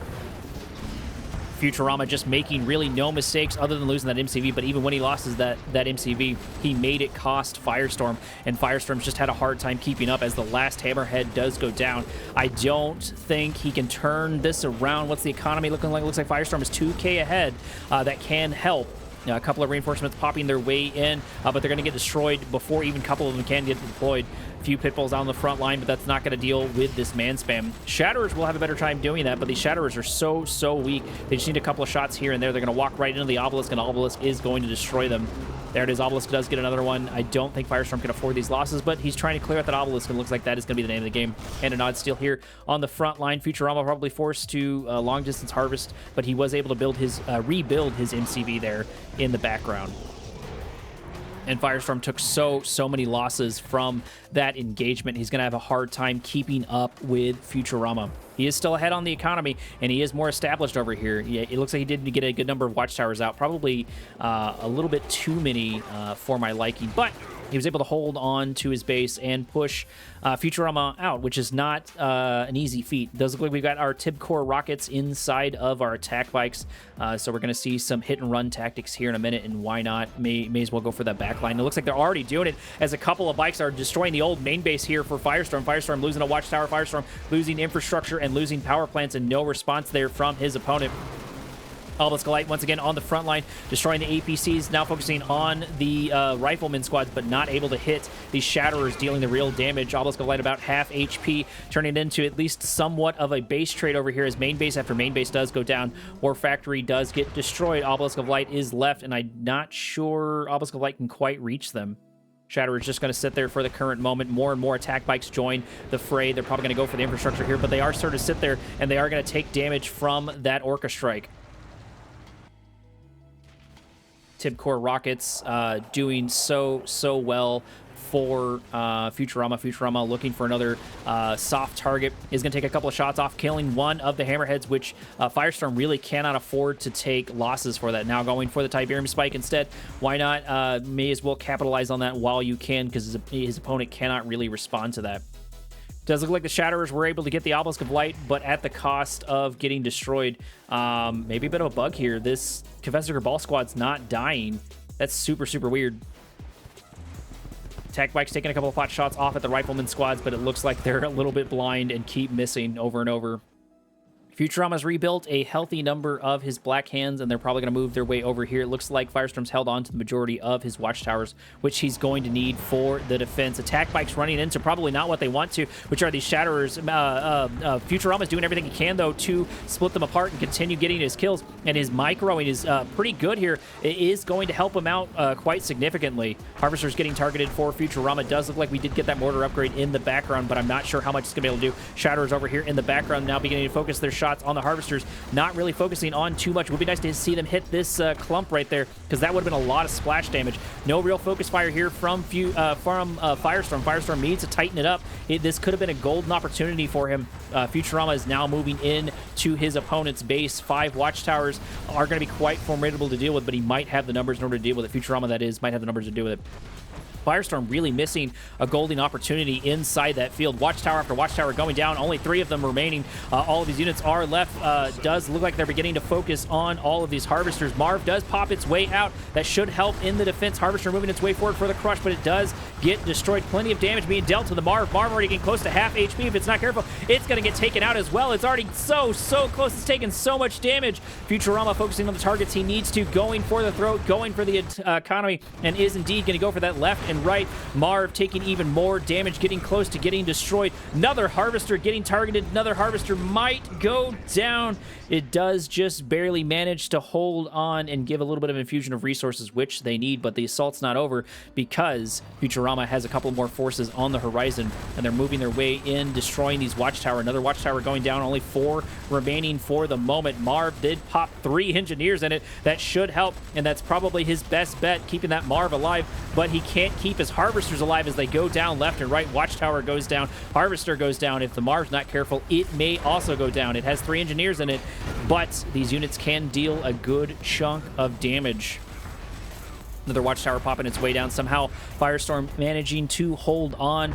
But I think this is Futurama's game, because if you look at the UI, it looks like he's got 12k per minute opposed to his opponent, who's got 9k per minute, and it seems to be dropping there for Firestorm. And of course it would, because he's lost Harvester after Harvester inside that natural expansion. While for the most part, Futurama's been able to sit pretty. There's the scan there for the GDI, but it's not going to matter too much because the majority of the forces are here and the Redeemer is here. This Marv is not even back to half HP, and it's going away from where it needs to be, which is in this field right here. This might spell Futurama's end. The Marv does get spotted, marching its way out. Rear armor is exposed. Redeemer moving its way in, waltzing its way into his opponent's base. Another Harvester going down, and I think this is GG. Firestorm may not know it, but he's already sent. He's not even turning his Marv around whatsoever. You need to be in this assault. I'm not sure if he's not paying attention or what's going on, but he's losing refinery after refinery and losing his last little bit of hope as his economy begins to shrivel, as his infrastructure begins to shrivel, as Futurama is just uncontested inside